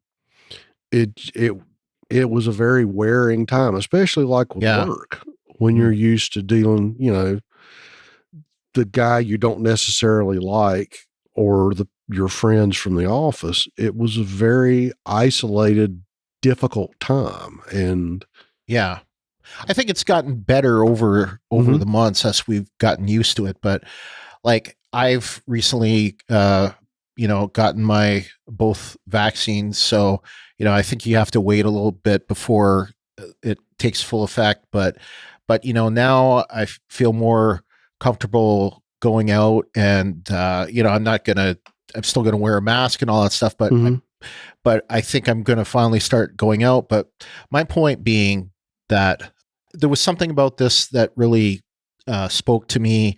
And as I said, this has been a tough year for me personally, probably my worst 12 months that I've ever had. And I've had some pretty bad 12-month periods. 2018 was pretty bad for me, but 2020 was, I'd say, the worst. So anyway. All right. Well, anyway, that's it for our sad sauce. So let's go into our feedback section and play Rick and Simon. We can talk about it. Done talking. Time to listen. Okay, so our first bit of feedback, since we played Renee's feedback first, let's go and play Megan's feedback first for the feedback for this week's episode. Hi, this is Megan Lehman with some feedback on the John Dory death episode of Fear. I'm not happy. I'm sure you're hearing from a lot of unhappy people today. So instead of eating my feelings, I'm going to try to just point out some things I thought were interesting about this episode. First of all, at the beginning of when John is watching a movie and he's trying to kill himself, but he keeps seeing walkers and killing them instead. The movie is Meet John Doe. It's a 1941 Frank Capra film, and it stars Gary Cooper and Barbara Stanwyck, and it's about a grassroots political campaign created unwittingly by a newspaper columnist involving a hired homeless man who's like basically assuming a fake identity as a sort of a political scam. I thought it was kind of interesting because the guy, I guess, he gets all these followers and then he doubts himself and he's going to kill himself. And then at the end, she convinces him that his life is worth living and he can have a positive influence, and they kind of expose this corrupt politician and start over or whatever, from what I gathered from what I read online. So it sounds like an interesting movie. I've never heard of it before, but it was number 49 in the American Film Institute's 100 Years of Film ranking. So who knows? But it sounded like the guy was going to kill himself in the film and decided not to at the last minute and try to find a purpose. And so I guess that was the connection there. Obviously, the character's name was John as well. So the scene with Morgan, John, and Dakota trying to go across the bridge in the armored old Chevy truck, I thought that was just one of those stupid setups that would have been, much easier to just go and clear them out by hand, reaching over the barricades and stuff like that, rather than trying to create that elaborate setup, which obviously failed. And when John was floundering on the hood of the truck, I thought he got bit, actually. I truly thought it was going to be a Carl moment where they revealed later that he had been bitten during that. I thought that it was kind of silly that Dakota claimed that her dad had taught her to drive when she was a girl, because this is like 10 years into the zombie apocalypse, and I thought she was supposed to be like 14. So either she's a lot older than I thought, or she was some kind of driving prodigy before she could reach the pedals. I thought when John got shot, that scene, the acting from Dakota was really, really good. And then when John fell in the water, the videography was really fantastic, with all of the colors swirling and the sunlight coming through the water column with the blood and everything. I thought that part was done extremely well. And then when he washes up on the shore and June realizes that he's a zombie and he slowly crawls to her and then he reaches for her hand, it was like they held hands one more time. That scene was so well done. The look on June's face when she held the knife up and started to plunge it just communicated everything. It was super, super well done. And I always I also liked how she, expressed her distress and ran out, basically told Jenny, like, screw you. And she took charge of the situation, and ran out to get him. It's going to be a lot of ramifications going forward with the rest of this half season and longer. This death was a hard one. And I'm sad that he's gone because he was my favorite character. I think my favorite remaining character now is Strand. And we don't see him as much anymore. So I'm hoping that this back half continues to be as good as I thought the first half was of this season. But I'm going to have a hard time for a long time getting over the death of John Dory. Like the fish. R.I.P. John. Bye. Well, thank you so much, Megan, for your voicemail. Second voicemail of this week. And thank you for looking up the Frank Capra movie, Meet John Doe. I did not realize that was a Frank Capra movie, and I really should watch it. It's been a long time. I may have seen it before, but it's kind of the Gary Cooper version of It's a Wonderful Life, except it's not Christmas. Right. Okay. It's a very Capra movie, and it's a good movie. Mm. Totally agree on the futility of the Chevy. I think it would have been easier for them to do it by hand or, by sound, like we were talking about. And I thought John got bit too on the hood of the pickup.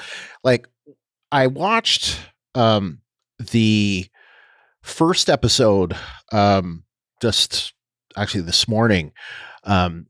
Watched the first episode of the season, and there was that one guy, Isaac, that he got bit before we even see him in the episode. And it was like a similar kind of thing. I had wondered if, maybe he got bit, or, like Carl got bit in season 8 of the main show, something like that, or what's his name from the season 1, Jim. Yeah. Jim, one that got bit after the picnic. Yeah. How they held hands one more time, June and John. Yeah, I see that now, definitely. So once you see that, you can't unsee it, but in a good way, I guess, a sad way. And yes, on the knife, I don't remember specific. Oh, it was June and how she had to stab him. It was very emotional, and how she did it. That's And just one correction: it's not 10 years into the apocalypse on this show. It is on, World Beyond. It is on the main show. Actually, from what we saw in Here's Negan, it's 12 years in. But on this show, I think it's only about 4 years in. So it maybe a little bit more than that, but it's not 10. I was going to say 6, maybe, but it's certainly not 10. It's earlier in the timeline than it is on the other 2 shows. Yep. So, all right. So that's it for Megan's voicemail, unless you have anything else you wanted to add to that. Nope. Just thank everybody preemptively for sending in voicemail. Yep. And we have one final, and that's from Renee.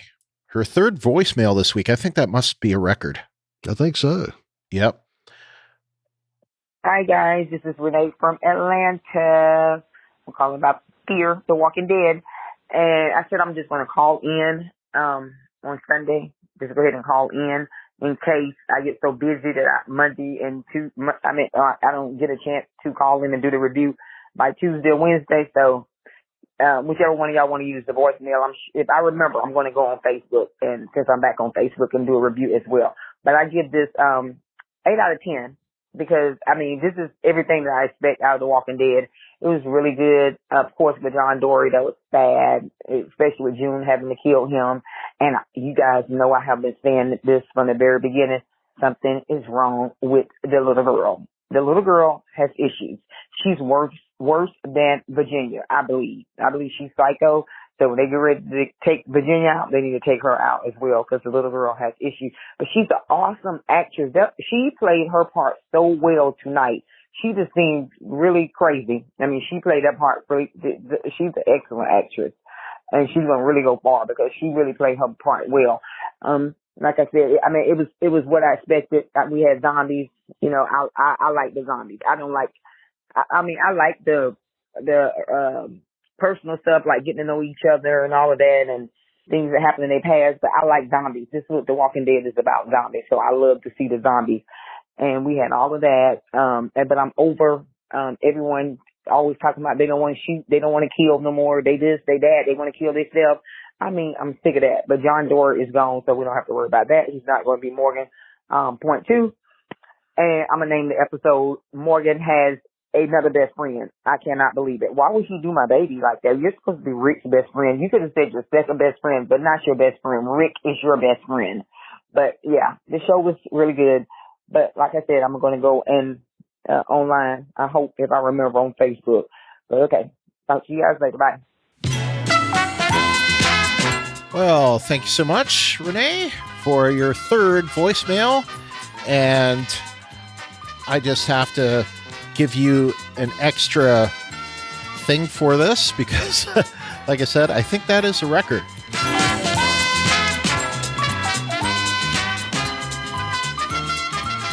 So, in addition to the Showcase Award, you also get one of these. So, anyway, is there anything that you wanted to say about that one? I was just going to say, we can have two best friends, Renee. And I don't think Rick would mind. So yeah, I Morgan. think you would. I gotta find Morgan. Of course, then again, well, I'm not going to say, well, Shane was Rick's best friend, but yeah. Well, you okay. just kind of did. Okay. Well, you can. The thing is, you know, best friends can change too. That's true. Another point. All right, so that's it for our voicemail. So now we're going to get into written feedback, and we have some extended written feedback. So let's get into it. First with Dieta. I was going to say, obviously, we complained too much on the episodes we didn't get any, that it came back. Yeah. So, Dieta from Detroit says, I just hope they don't spare Dakota and make nice after what she did. She killed the ranger because she was mad. He told her sister she was sneaking out. Yeah. I can't wait for her and Jenny to get what they deserve. Morgan better not take her to the new spot he is building. Overall, it was a decent episode. I'm still upset they killed John off, as are we all. Yes. He was definitely one of my favorites. I guess they just have to make room for Madison's return. Winky face, grin. And, okay. Well, like I said, I think earlier I think what it was is they realized that they needed to kill off a character, and Dillahunt went, right here. So I think that's how it went down. And if it didn't go down that way, it went down where Dillahunt went to them and said, get me off the show. So I don't think it went that way. I think it was a mutual decision, but now that, and it sucks because I think that this season has been way better than season 5 was. And, any complaints that we have, like in this episode, for example, that, our biggest complaint is John's dead. The other little things that we've got are just, nitpicky things, like the, clearing the walkers off the bridge. Yeah. That's a nitpicky thing as far as I'm concerned. It's not like a major thing. So, that's what I say. Like, compare this to the whole, story arc of season 5, and there's just no question this has been better. So, if I think you reap what you sow, which is something I said to my wife in a totally different context this week. If season 5 hadn't been so shitty, we probably wouldn't have lost John Dory. But I think that he realized that the stories weren't very good. And like I said, I know for a fact he had people that were telling him on social media and even at cons saying, "We love your character. We just wish the show wouldn't suck so bad." And after a while that kind of wears on you. And he's like, "My God, why am I still on this show?"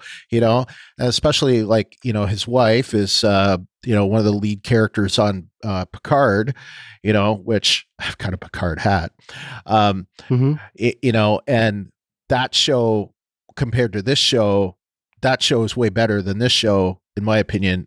Although it's not my favorite Star Trek, it's I think my favorite, or compared to these two shows, so he's got some spousal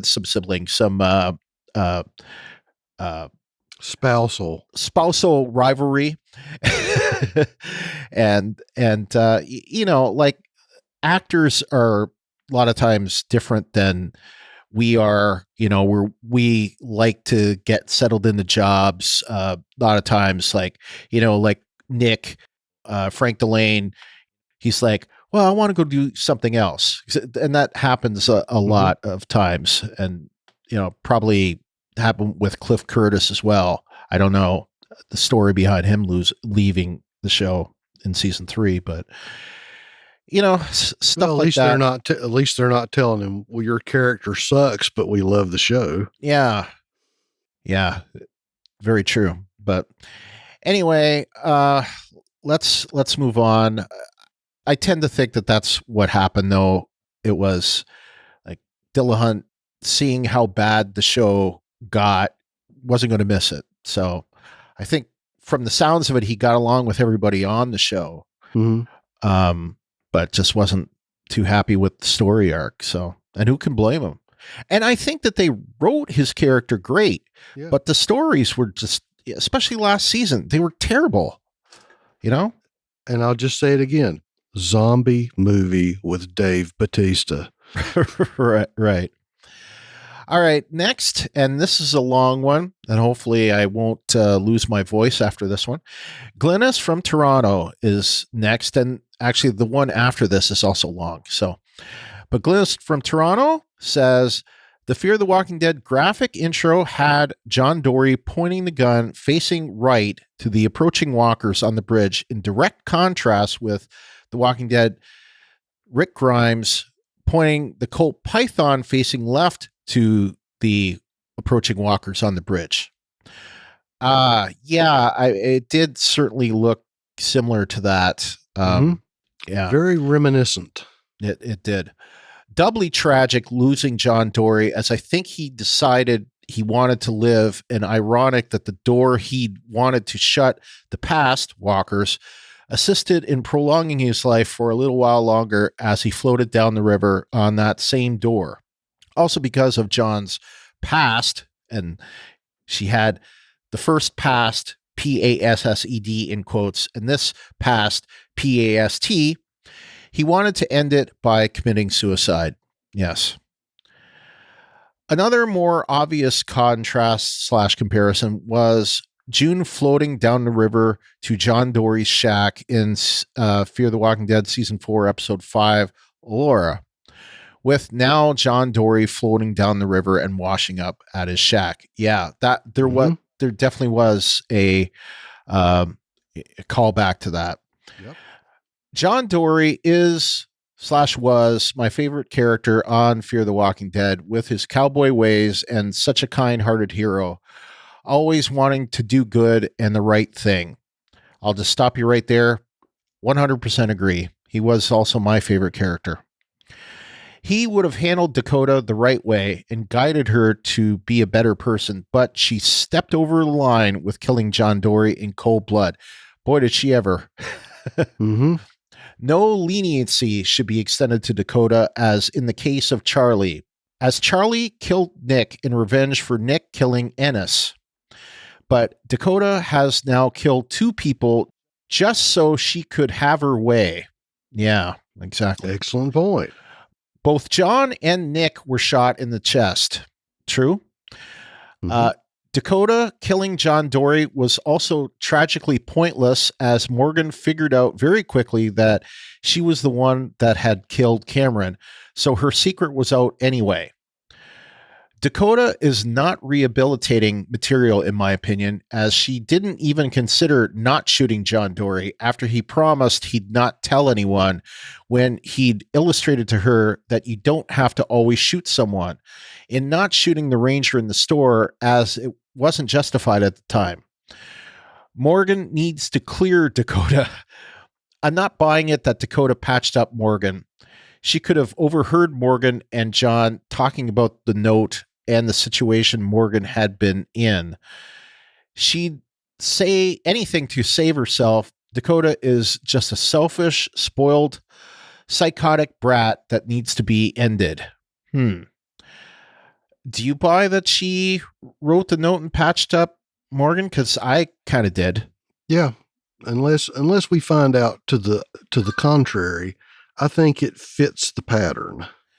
I think that you could be right, that it could possibly not be her, but I bought this option. Yeah. So, and I will reserve the right to say that you were right and I was wrong if we find out otherwise. Yeah. Next point, and I agree with you on this one. Dakota is pure evil. I could understand that maybe the gun went off by mistake in the heat of the moment, but pushing John Dory off the bridge, Dakota has the makings of a serial killer. Calling Carol to tell Dakota to look at the flowers. Yeah. Yep. Yeah, and we talked about the similarities there. They're, I think, like I said, I think Dakota's not insane, whereas Lizzie was. Yep. But aside from that, they're very similar. June is showing she's not scared of Virginia, maybe partly due to her saving her life when she cut off her hand, and partly due to her fear of losing John Dory.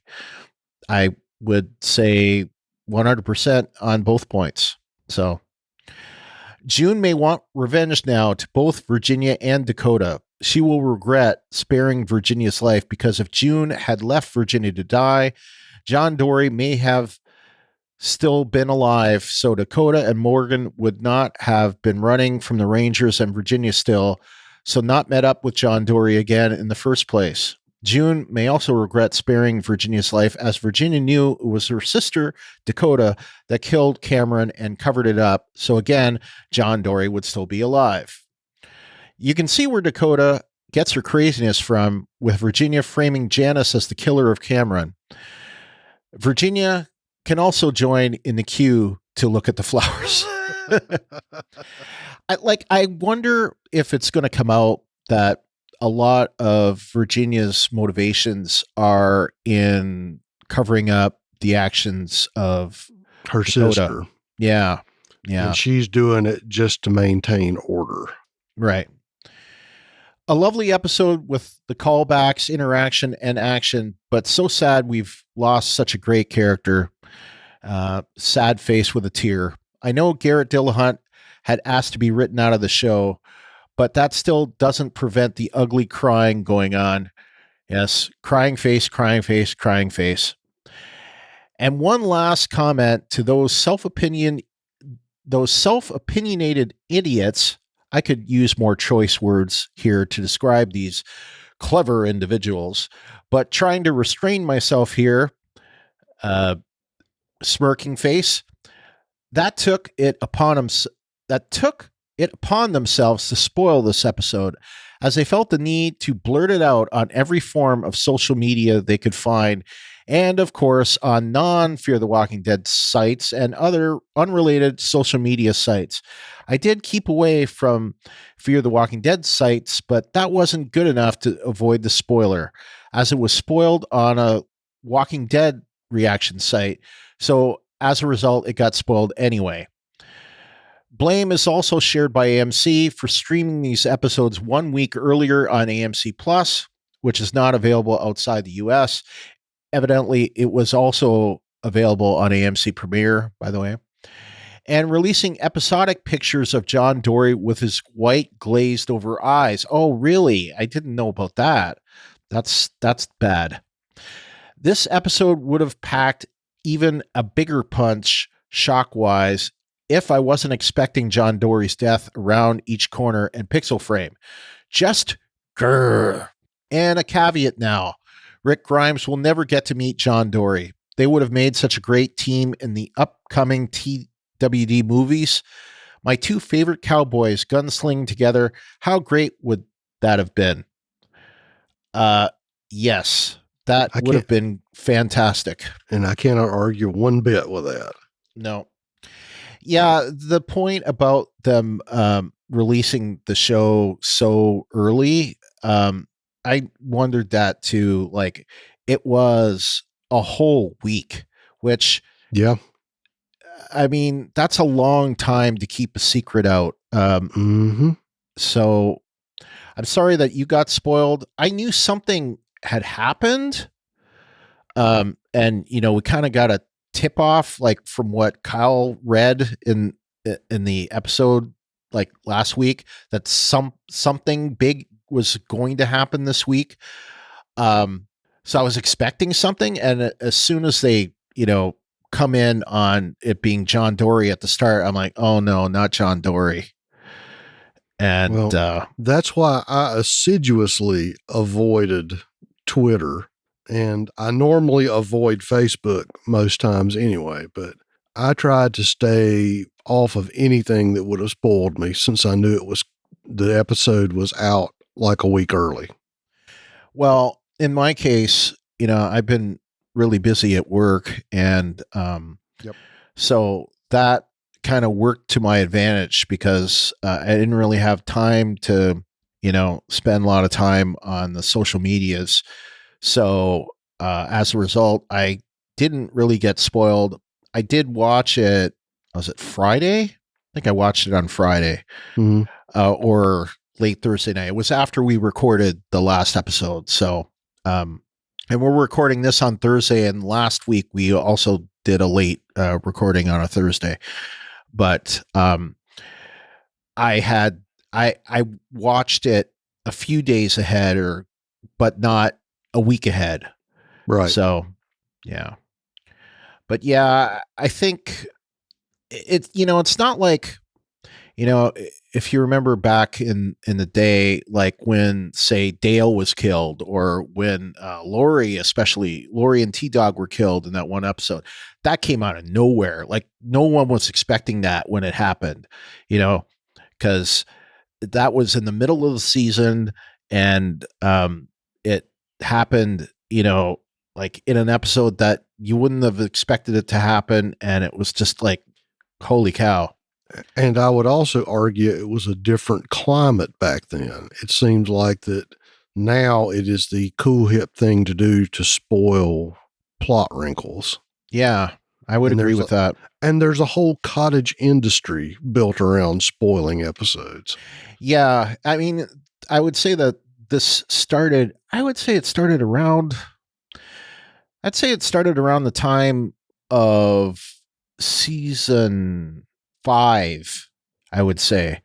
You know, when there was the whole thing with, you know, the Terminus stuff. People wanted to know what happened at Terminus, you know, who was, and I think that's what got it started, and then it accelerated with Negan, and people wanted to know, like, you know, who did Negan kill, and you know, all that stuff. So it got even more so. But you know, yeah, there is a whole cottage industry around it, and it's usually stuff that I don't play with. You don't listen to, and I know some people that get all that stuff, hear all of it ahead of time, and I don't know how they can even still watch the show because they get spoiled out of everything. But Yeah. anyway, all right. Well, thank you, Glynis, for your feedback. Great as always. Let's move on to the next bit of feedback.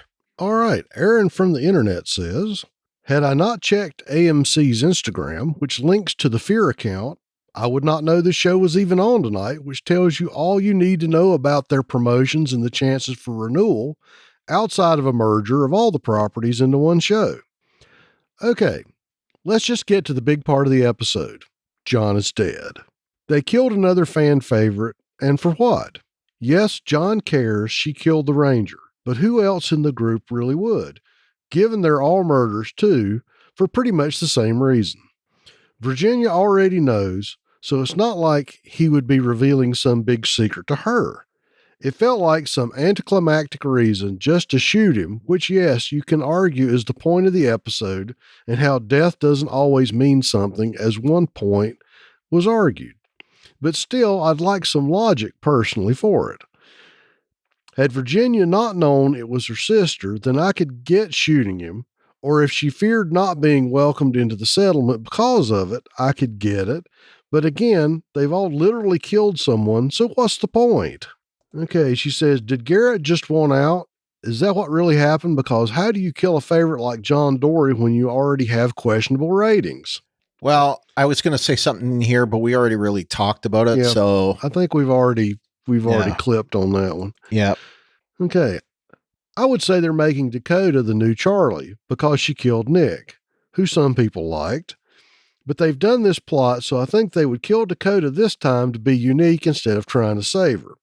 If anyone is redeemed, it will be Virginia now, having to work with Morgan for the next phase, aka the possible merger, assuming she doesn't kill herself after probably killing Dakota herself. Oh, that's interesting. That's an interesting take. Sister killing sister.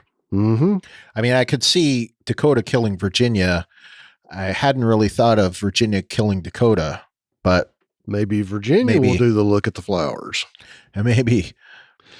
Okay. Also, the floating downstream bit felt like salt in the wound for hardcore John fans because it made it seem like he had a shot and then having June kill him. Was their split up after the oil fields not enough for these writers?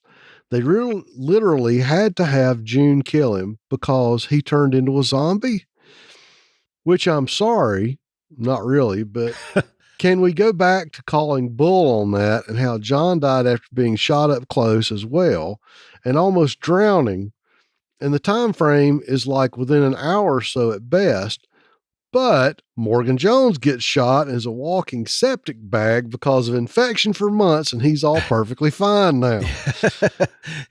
Yeah, I was, like I said, I watched the first episode of the season earlier, and yeah, he was definitely, he was so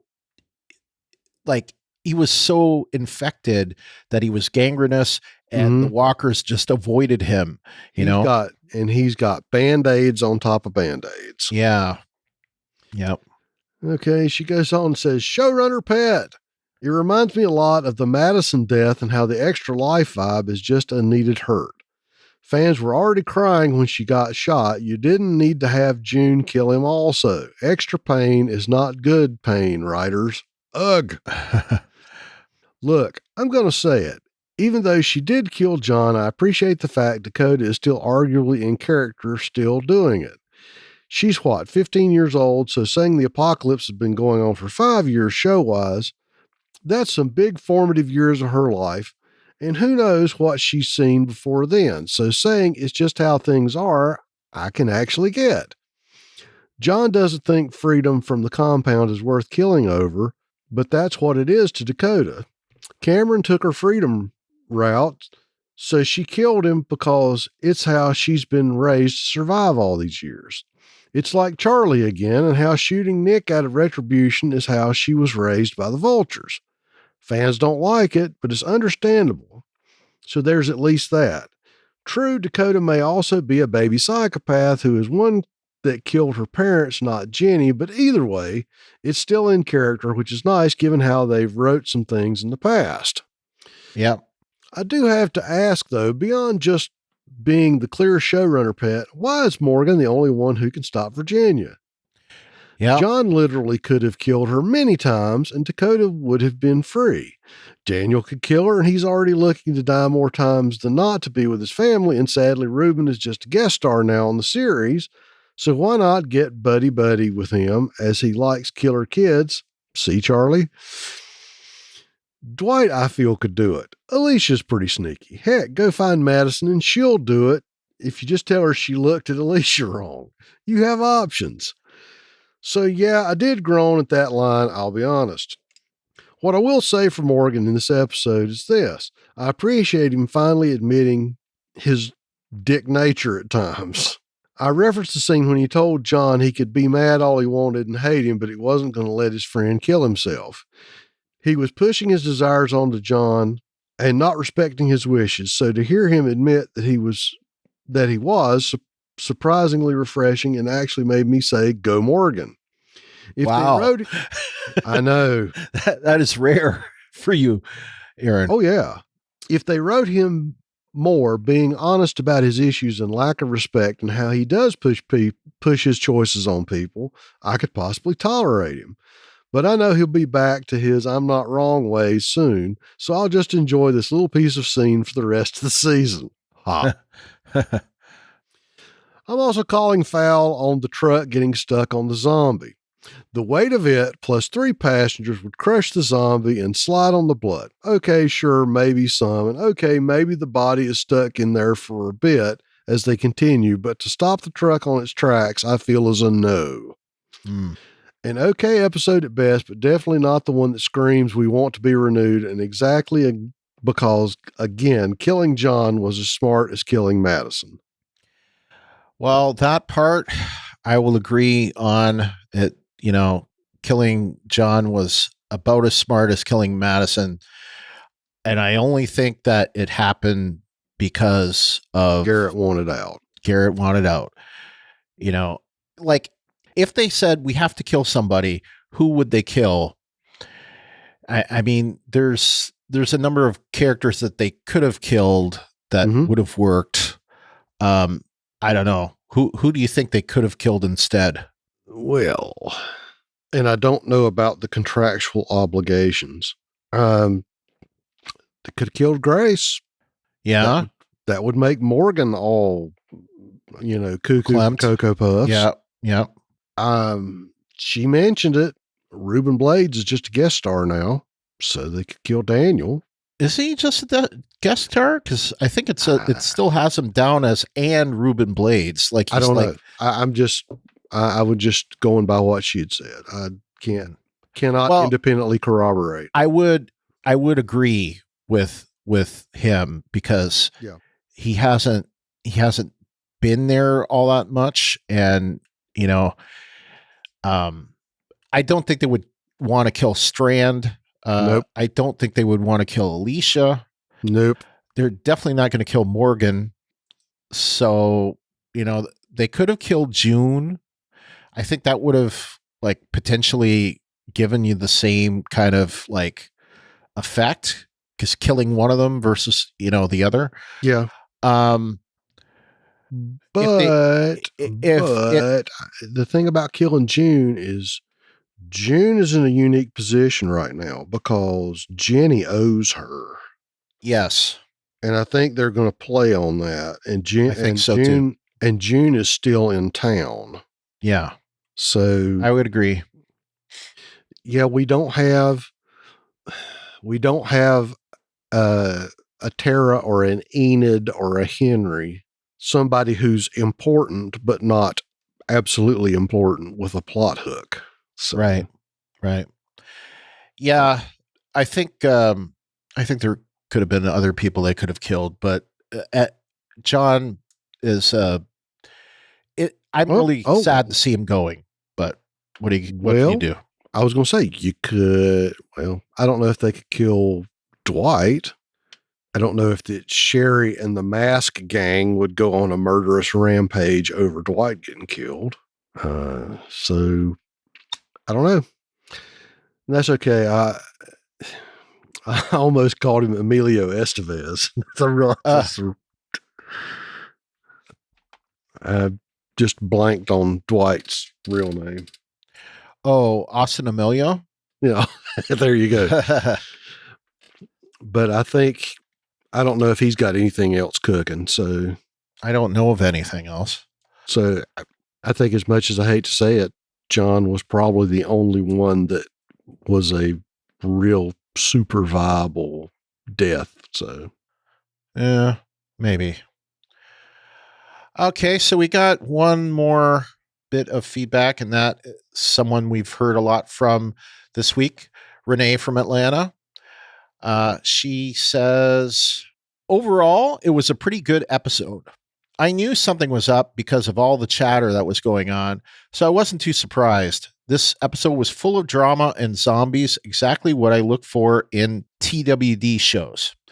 I just want this mess to be over with, Ginny, and for them to start wrapping things up, because I'm ready to see my boo, Rick Grimes. I totally agree with what Brian said last week. It's not the same without Rick. Crying face, crying face, crying face. I really miss him, and even though I'm going to watch until the end, it feels like something is missing, and that's Rick. I mean, I said it last week, so I totally agree. Yeah. I don't feel like something is missing from this show, but definitely on The Walking Dead, I feel at this point like there are multiple things missing from that show, namely Rick, Carl, and Michonne. Mm-hmm. In that order, I would say. So it's sad to see those three gone. Two were, I guess, by their own decisions, and Carl, I just think that was stupid. So, yep. All right. So that's it for our feedback. Other notes. What do you have? Well, just sort of echo what Glennis had said. The title card should have been my clue. Whenever they had the lone John Dory on the bridge that looked just like the episode of Rick on the bridge, and we know what happened when Rick was on the bridge. So, obviously, being on bridges is a sign of foreboding in the Walking Dead universe. Yeah. So just seeing that shot on the title card, I should have immediately made the connection, but I was just going, oh, cool. It's another John Dory title card from Fear the Walking Dead. Because. Yeah, I see that. And for those of you who can't see, my Zoom background is the last John Dory title card from Cameron's murder episode. Okay. Well, we already talked about this a little bit. I said, who's the real psychopath, Ginny or Dakota? When Dakota started crying there, I thought it was all an act. So I tend to think that Ginny may be cold and calculating, but I think Dakota's probably the real monster, and that Ginny's been cleaning up all of Dakota's messes over the years. Mm-hmm. So who knows what else she's done. Chompers, we heard a few in this episode. Chompers, the past. I'd heard earlier in the season, I don't know if it was specifically mentioned, but Rotters and Walkers. So we always heard that, but Dakota called them Chompers. And of course, add to our lexicon. Yeah. Is this the first time we ever heard that Morgan was a mechanic, or like whether he was amateur or professional? But it sounds like he had fixed a lot of cars over the years. I don't know if they ever said what Morgan did. I don't think they did. Pre-ZA. Yeah. That scene between Dakota and John where she said, that's just how people are now, that should have been a sign of what was to come. Because, if you recall, it was when they went over to that other cabin, and she's like, well, you shouldn't feel bad about this. This is just how people are now. It's like, yep, she's a psychopath there, Yep. or sociopath. I don't know. Someone who has who's a therapist or, psychiatrist, you can call in. Anyway. And I was going to say, I only have a minor in psychology, and that was 30 some years ago. So yeah. I must have missed something. How did Morgan find the Scrabble pieces? I think that when he met John when they went back to the cabin and they were talking, they were on the table. And when they went outside and started messing with the truck, Morgan had opportunity to get them off the table. Okay. When he was in the room. So you didn't see him specifically pick them up, but he had time between when they were first in the cabin to when they were out at the pickup truck. When he sent John and Dakota off to find parts, he had plenty of time when he was alone. So he could have gone back into the house to find a wrench. We don't know. For some reason, when Morgan started that one line, he said, "You're like that guy who walked halfway across the country to get away from people he cares about the most." I thought of, for some reason, Forrest Gump. And at some point, I started running, and I kept running. Yeah. And suddenly, all these people came and gave me things. Yep. The way that Morgan says it wouldn't mean anything if it wasn't all of us that went to this place. Right. It reminds me of that one Next Generation episode, The Masterpiece Society, which I thought was kind of similar. And that is like, if we take one person out of this, the whole like eco society or whatever will collapse. Right. And it's a similar kind of thing. If you're not into Star Trek, it was like these people were predetermined for their careers, and if you took one of them out, it would collapse everything. And it's the Keystone theory. If you pull the Keystone, the arch will collapse. Yeah, and to me, that's rubbish because it just doesn't make sense. The spot where John got shot looked close to where Rick got shot in the first Walking Dead episode. So like it was like a spot, like I think his right shoulder, or was it left shoulder? I don't know. I guess it was like around here. Yeah. It was like pectoral chest region. Yeah. Yeah. So anyway, the spot where he got shot was around the spot where Rick got shot in the episode. And the bad thing is my brain went, well, no, they shot Walking Dead in Atlanta and they're shooting this in Texas. Yeah. So, not what I meant. Sorry. Yeah. And as far as this episode, I mean, some of the cast we only saw briefly. But in terms of the regulars, the ones that are considered regulars, I'm not counting like the Rabbi or Wendell in this because they're not considered regulars. They're in guest starring. In terms of the main cast, I think the only two that weren't featured here were Sherry and Strand. Yep. I think everyone else was in this episode, at least. They may not have had a line, but they were shown in the background somewhere. Yep. So, and I was going to say, you said it in the light clicked on. That's a person they could have shot. They could have killed the Rabbi. Okay. Nothing against the Rabbi. I like the Rabbi. I think I like that actor, but I'm just saying, I was trying to think of everybody that was at the Gulch after we were talking about it. And I was going, who am I missing? The Rabbi. So, okay.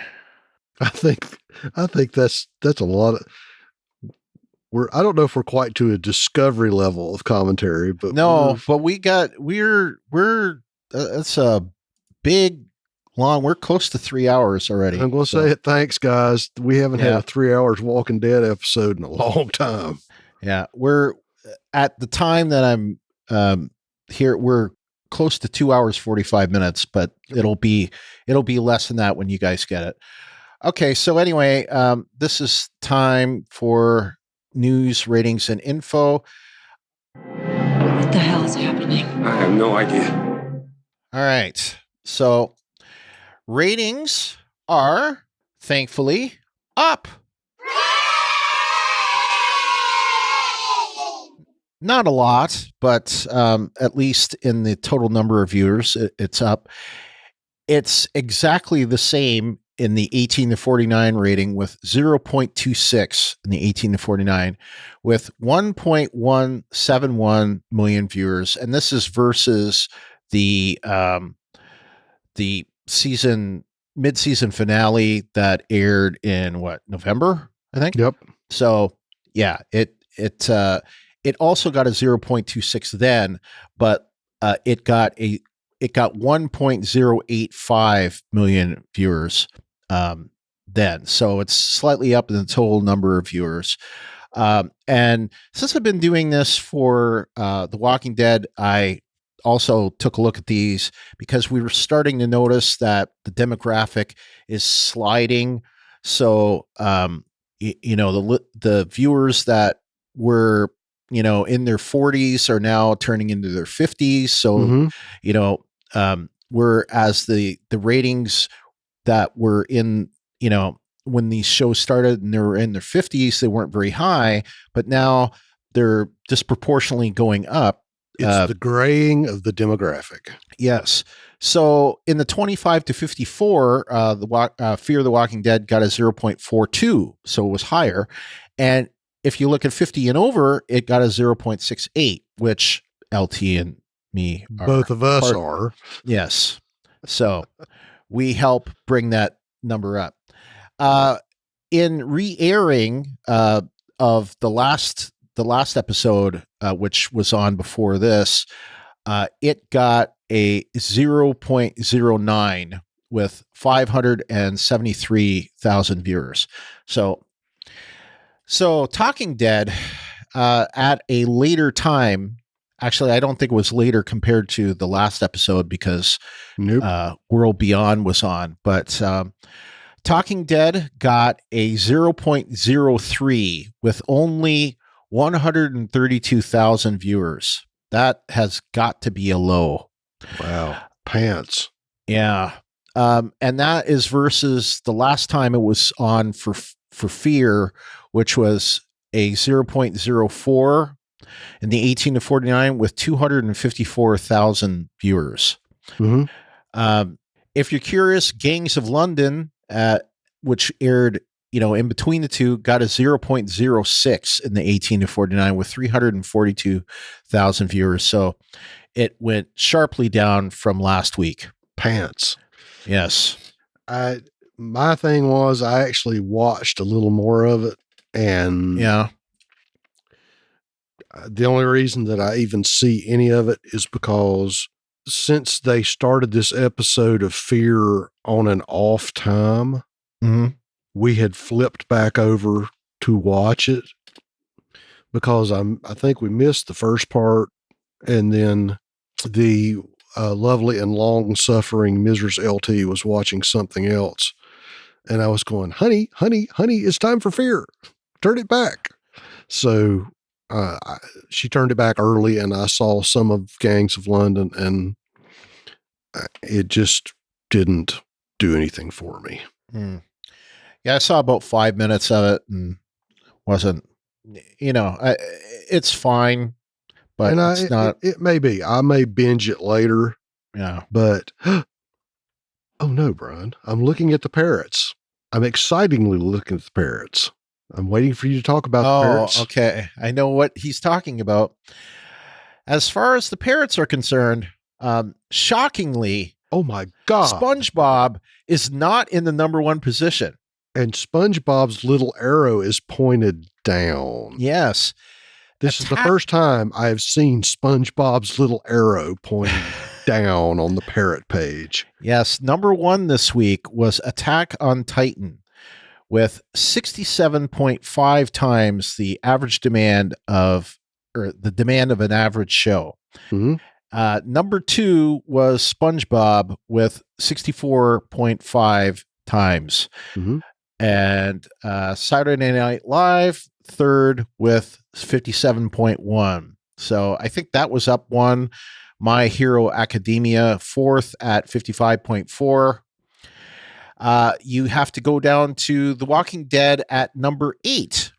So it was up one notch from last week at 40.1 times the demand of an average show. But in total, amount, last week it was at number 9, but it got 40.5 times the average demand. Of course, maybe the total demand was up or something. I don't know.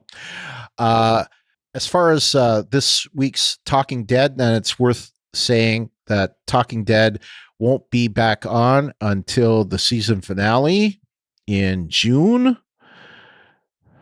So, I mean, that sucks. I mean, the only place to get information on the episodes might be articles and AMC Plus or Premiere. And I like the in memoriams and the talking and the seeing them. But yeah, so there's not going to be any Talking Dead. No, at least that's what they said. They said it would not be on at all. So it wasn't going to be a question of it being on Plus and not being on, Yeah. But then again, we may find that it is on Plus or / or Premiere, and they just didn't say it. I don't know. I right now, I believe I don't have AMC Plus anymore. I had, just so you know, fear only listeners, I had gotten last week the AMC Plus through Roku, and I did not keep it because I found that there were issues with the streaming, so I was going to try it through a different provider. Looks like I still have it for the moment anyway, because I think I cut it off today, right? Or, it should be cut off as of the 15th, right? So, just looking at Talking Dead here. Hold on a second, see if I can find it. Yeah, I think you're right. I don't think they had episodes for Fear. No. Yeah, it's not on. So, and it looks like, yeah, I still have it for the moment, but it'll go away soon. Anyway, so right now I have AMC Plus through my Roku, but I'm going to probably try it through Amazon next. So we'll see. Anyway, for Talking Dead this week, the guests were Garrett Dillahunt, of course, Jenna Elfman, Lenny James, and Zoe Colletti. So the 4 principal, although Jenna wasn't in it too much, she, of course, played an important role at the end, but the 3 that were in it the most were on it. One thing I didn't realize from that was mentioned on Talking Dead, Zoe is the sister of Ian Colletti, who played Arseface on Preacher. And if you watched any of Preacher, you would remember Arseface. Or if you read the comic book. Yeah. So, yeah. Yep. And if you need any, you don't understand that, his face looked like, well, anyway, I don't want to explain that one. No, Brian, don't do it. We don't have an explicit tag this week. No. But most of the information that I saw this week was centered around Garrett leaving. And so there were interviews and, both with him and with the showrunners about it. I haven't seen anything about the submarine story yet. So I've been on the lookout for it, but I haven't seen anything about it. They promised us a webisode miniseries on the submarine, and I want my submarine show. Yeah. So we'll keep looking for it, and when we find it, we'll let you guys know. But besides that, I think that's it for this week. We want to wrap things up. So why don't you tell people how to contact us and send feedback? Okay. We want to encourage you to follow us on Twitter. That's at WalkingDeadTTM. Also on Instagram at the same handle. To submit your theories and feedback, most people post in our designated episode thread in our Facebook group, facebook.com/groups/WalkingDeadTTM. You can email us at walkingdead@talkthroughmedia.com.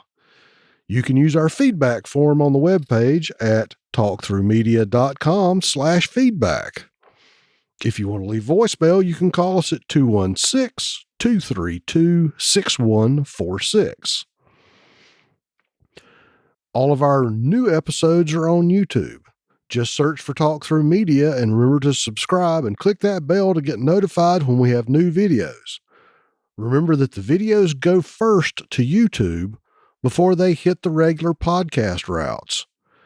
So if you want to be the very first to hear us when we come out, make sure you subscribe to YouTube. We'd love it if you like and review the Talk Through Media Facebook page at facebook.com/talkthroughmedia. The best way to support us is through our Patreon. That's at www.patreon.com/The Walking Dead Talkthrough. We would like to thank our Patreon supporters, Clint McCollum, Renee Murray, and Lawrence Todd. That guy right there. That guy. You can subscribe to us in Apple Podcasts or the podcast client of your choice. While you're there, be sure to give us a rating or review. You can also leave us a review at podchaser.com. There you can rate individual episodes or the whole podcast. Remember to share our posts on Facebook and Twitter when we post them, and tell a friend. Word of mouth is still the best way to get us new listeners. And as far as other things you can hear us on, the Star Trek Discovery podcast will be coming out. I don't know when we're going to do it. Hopefully before the end of the month, we'll do a Patreon episode, and then eventually that'll come out on the main feed. And once we have new Star Trek content, we'll have new Star Trek podcasts. Yeah. It won't be this weekend. So, cause it's been, anyway, it's been, I'm still trying to catch up from things. Yep. So, but our Patreon for that is patreon.com/Brian and Ruthie. So hopefully we will have an episode in the next 2 weeks. But speaking of Star Trek content on the network, the Rebinge DS9 is going strong, and they are putting out episodes regularly. So if you're a Star Trek fan and you're listening to this, please give them a try and give them a listen. Kim and James are doing that podcast, and I'm sure they'd appreciate you giving them a listen. And they're also another one of the fine podcasts here at Talk Through Media. Our next episode will be covering Season 6, Episode 9 of Fear the Walking Dead, titled Things Left to Do.